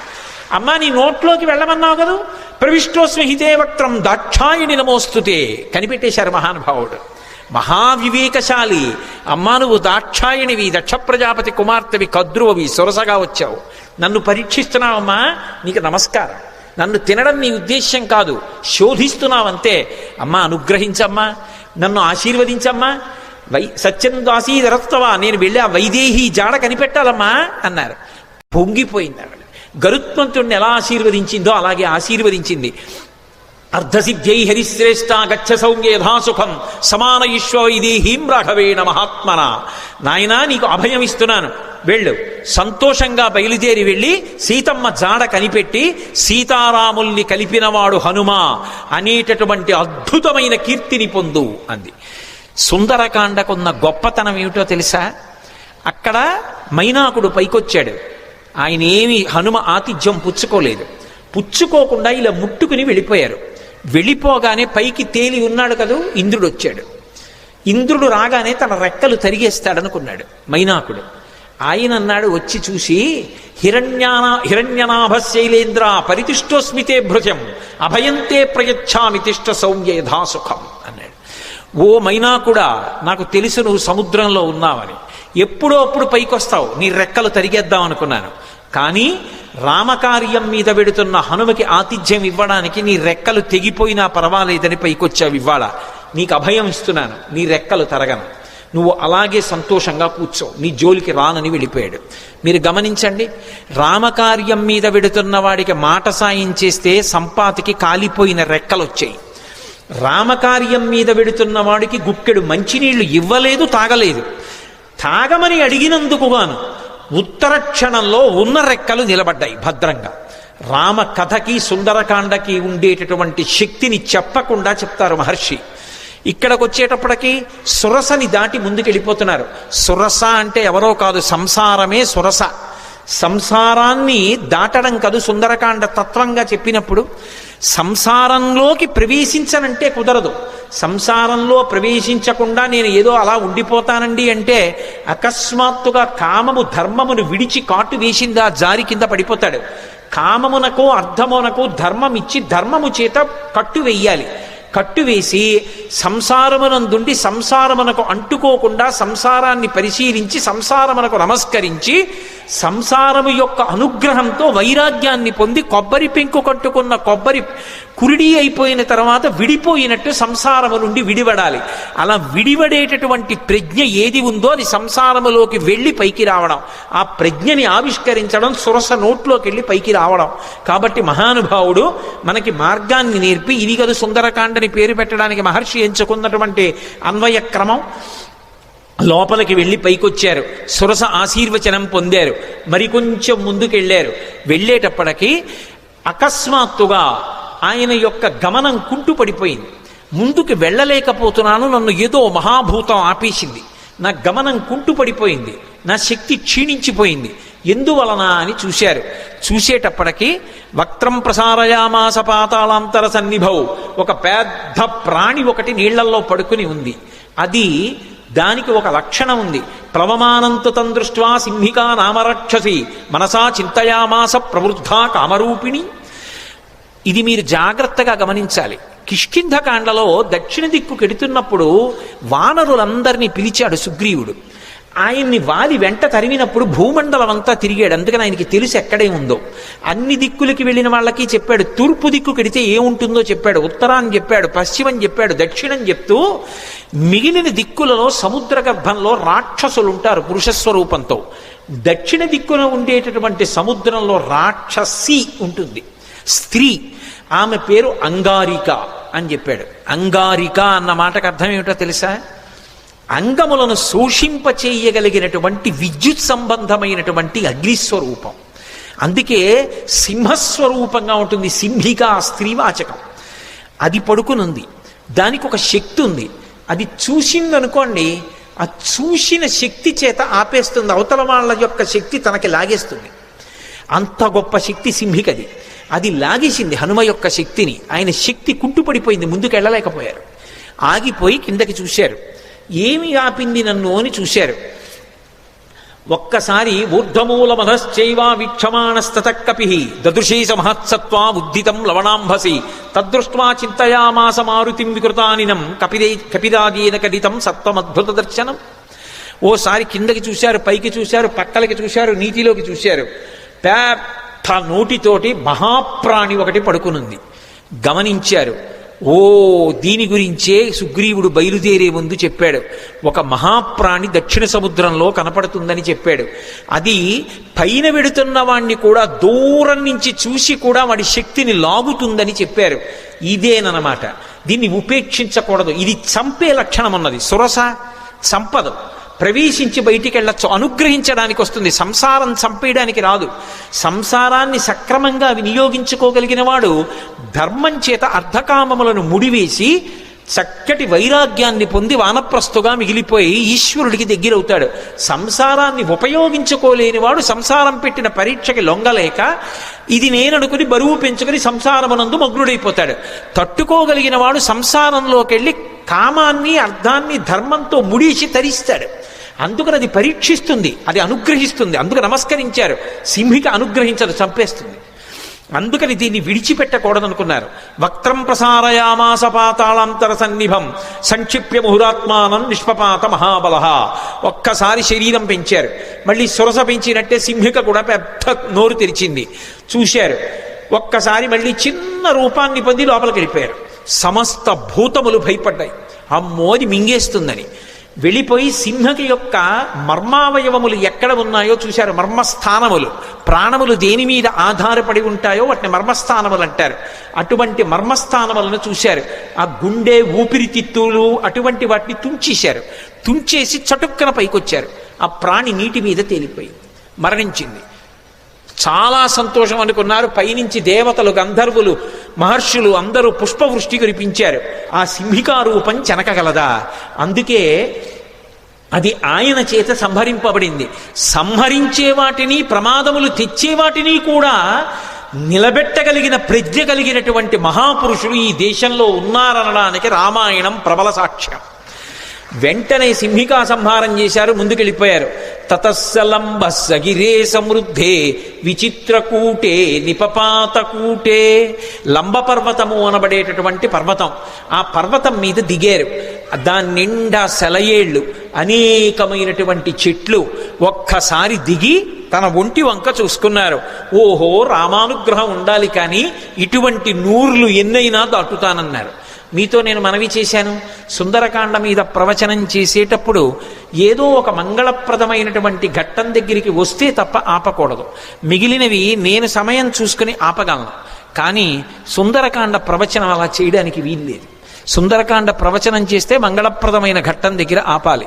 అందుకే స్వామి 100 యోజనముల సముద్రాన్ని దాటి ఆవలి ఒడ్డుకి దక్షిణ తీరాన్ని చేరి లంబపర్వతం మీద దిగి సంతోషంగా ఉన్నారు. లంకాపట్టణాన్నంతటినీ చూస్తున్నారు. మొదటి రోజు ఆయన చేసినటువంటి కార్యము సఫలీకృతమైంది అన్న శుభవార్త దగ్గర ఇవాల్టి ప్రవచనాన్ని పూర్తి చేస్తున్నాను. घोष्पदीकृत वारासीं मसकीकृत राक्षसं रामायण महामाला रत्नं वन्दे अनिलात्मजम् यत्र यत्र रघुनाथ कीर्तनं तत्र तत्र कृतमस्तकाञ्जलिं भाष्पवारि परिपूर्णलोचनं मारुतिं नमत राक्षसान्तकम् वन्दे वानरनारसिंहखगराट् क्रोडास्ववक्राञ्चितं नानालङ्करणं त्रिपञ्चनयनं देदीप्यमानं रुचां हस्ताब्जैरशिखेटपुस्तकसुधाभाण्डं कुशाद्रीन्हलं खड्वाङ्गं फणिवृक्षधृत् दशभुजं सर्वारिगर्वापहम् सर्वारिष्टनिवारकं शुभकरं पिङ्गाक्षमक्षापहं सीतान्वेषणतत्परं कपिवरं कोटीन्दुसूर्यप्रभम् लङ्काद्वीपभयङ्करं सकलदं सुग्रीवसम्मानितं देवेन्द्रादिसमस्तदेवविनुतं काकुत्सदूतं भजे बुद्धिर्बलं यशोधैर्यं निर्भयत्वमरोगता अजाड्यं वाक्पटुत्वं च हनुमत्स्मरणाद् भवेत् नमोऽस्तु रामाय सलक्ष्मणाय देव्यै च तस्मै जनकात्मजायै नमोऽस्तु रुद्रेन्दुयमानिलेभ्यो नमोऽस्तु चन्द्रार्कमरुद्गणेभ्यः जयत्यतिबलो रामो लक्ष्मणश्च महाबलः राजा जयति सुग्रीवो राघवेणाभिपालितः दासोऽहं कोसलेन्द्रस्य रामस्याक्लिष्टकर्मणः हनुमान् शत्रुसैन्यानां నిహంతాం మారుతాత్మజం న రావణ సహస్రం మే యుద్ధే ప్రతిబలం భవేత్ శిలాభిస్తు ప్రహరతః పాదపైశ్చ సహస్రశః అరయిత్వా పురీం లంకాం అభివాద్య చ మైథితం సమృద్ధార్థో గమిష్యామి మిషతాం సర్వరక్షసాం ధర్మాత్మా సత్యసంధశ్చ రామో దాశరథిరథీ పౌరుషే చ అప్రతిద్వందః శరైనం జహి రావణిం స్వకృదేవ ప్రపన్నాయ తవాస్మీతి చ యాచతే అభయం సర్వభూతేభ్యః దదామి ఏతద్వ్రతం మమ.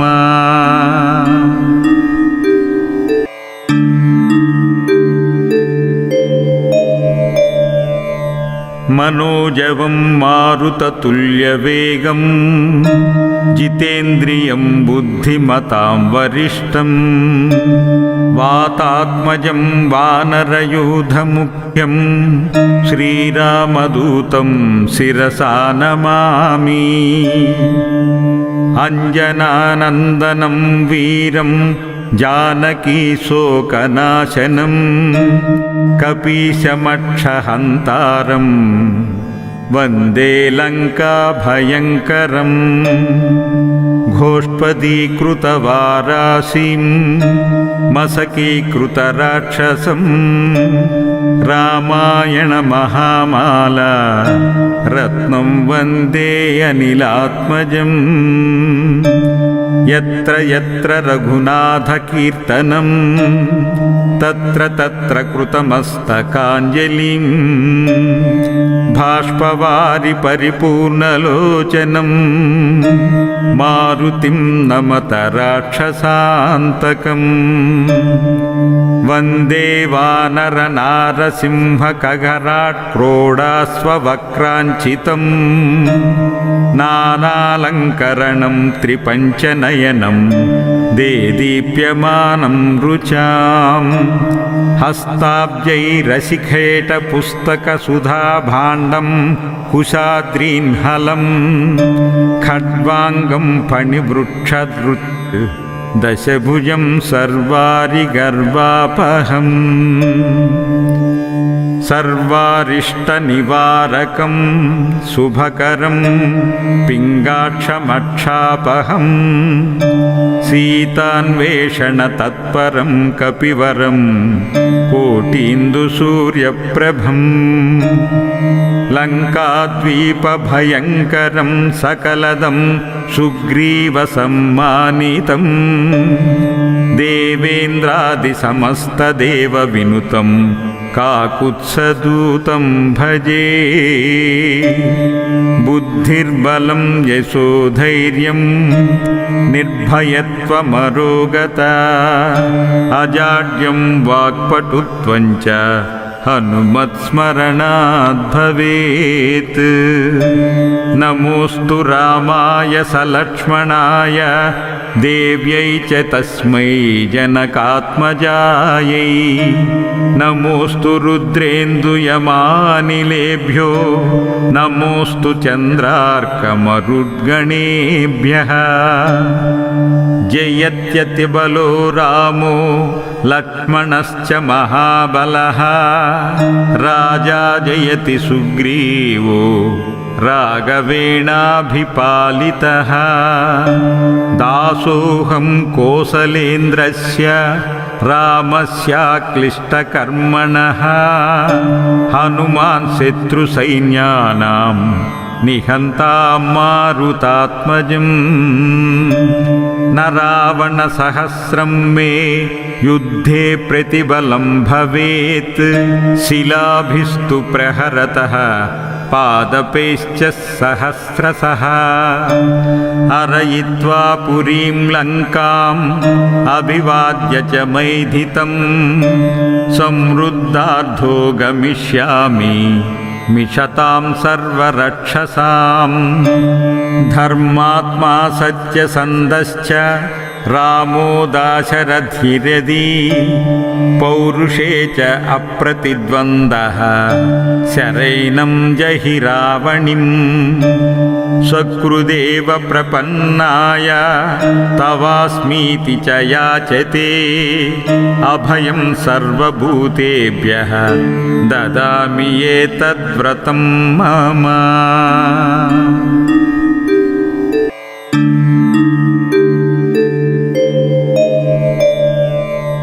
మనోజవం మారుతతుల్యవేగం జితేంద్రియం బుద్ధిమతాం వరిష్టం వాతాత్మజం వానరయూధముఖ్యం శ్రీరామదూతం శిరసా నమామి. అంజనానందనం వీరం జానకీ శోకనాశనం కపీశమక్షహంతారం వందే లంకాభయంకరం. ఘోష్పదీకృతవారాసిం మసకీకృతరాక్షసం రామాయణ మహామాల రత్నం వందే అనిలాత్మజం.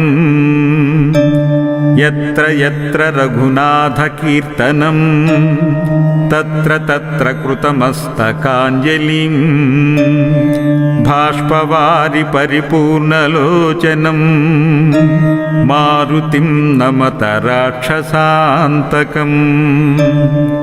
వందే వానర నారసింహ ఖగరాట్ క్రోడాస్వవక్రాంచితం నానాలంకరణం త్రిపంచనయనం దేదీప్యమానం రుచాం.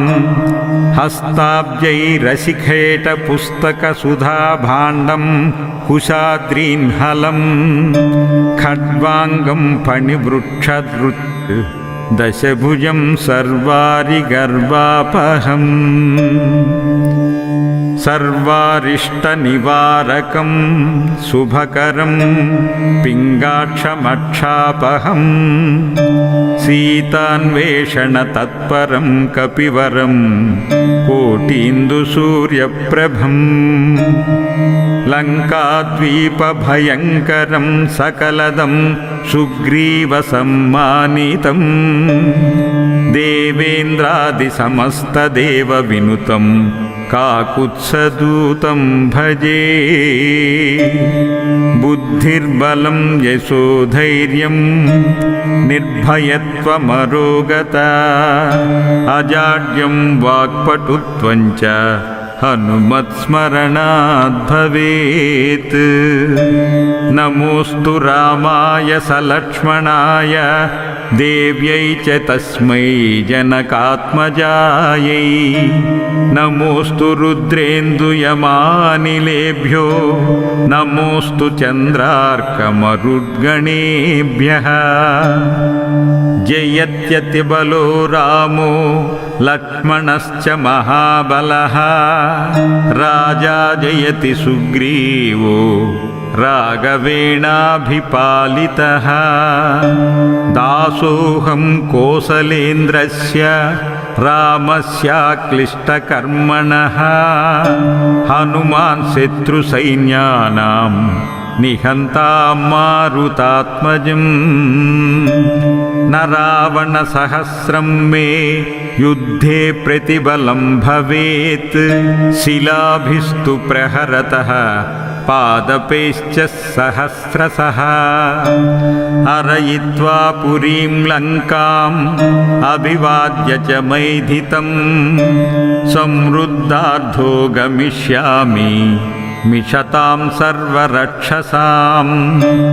ధర్మాత్మా సత్యసంధశ్చ రామో దాశరథిరది పౌరుషే చ అప్రతిద్వందః శరైనం జహి రావణిం. స్వకృదేవ ప్రపన్నాయ తవాస్మీతి చ యాచతే అభయం సర్వభూతేభ్యః దదామి ఏతద్వ్రతం మమ.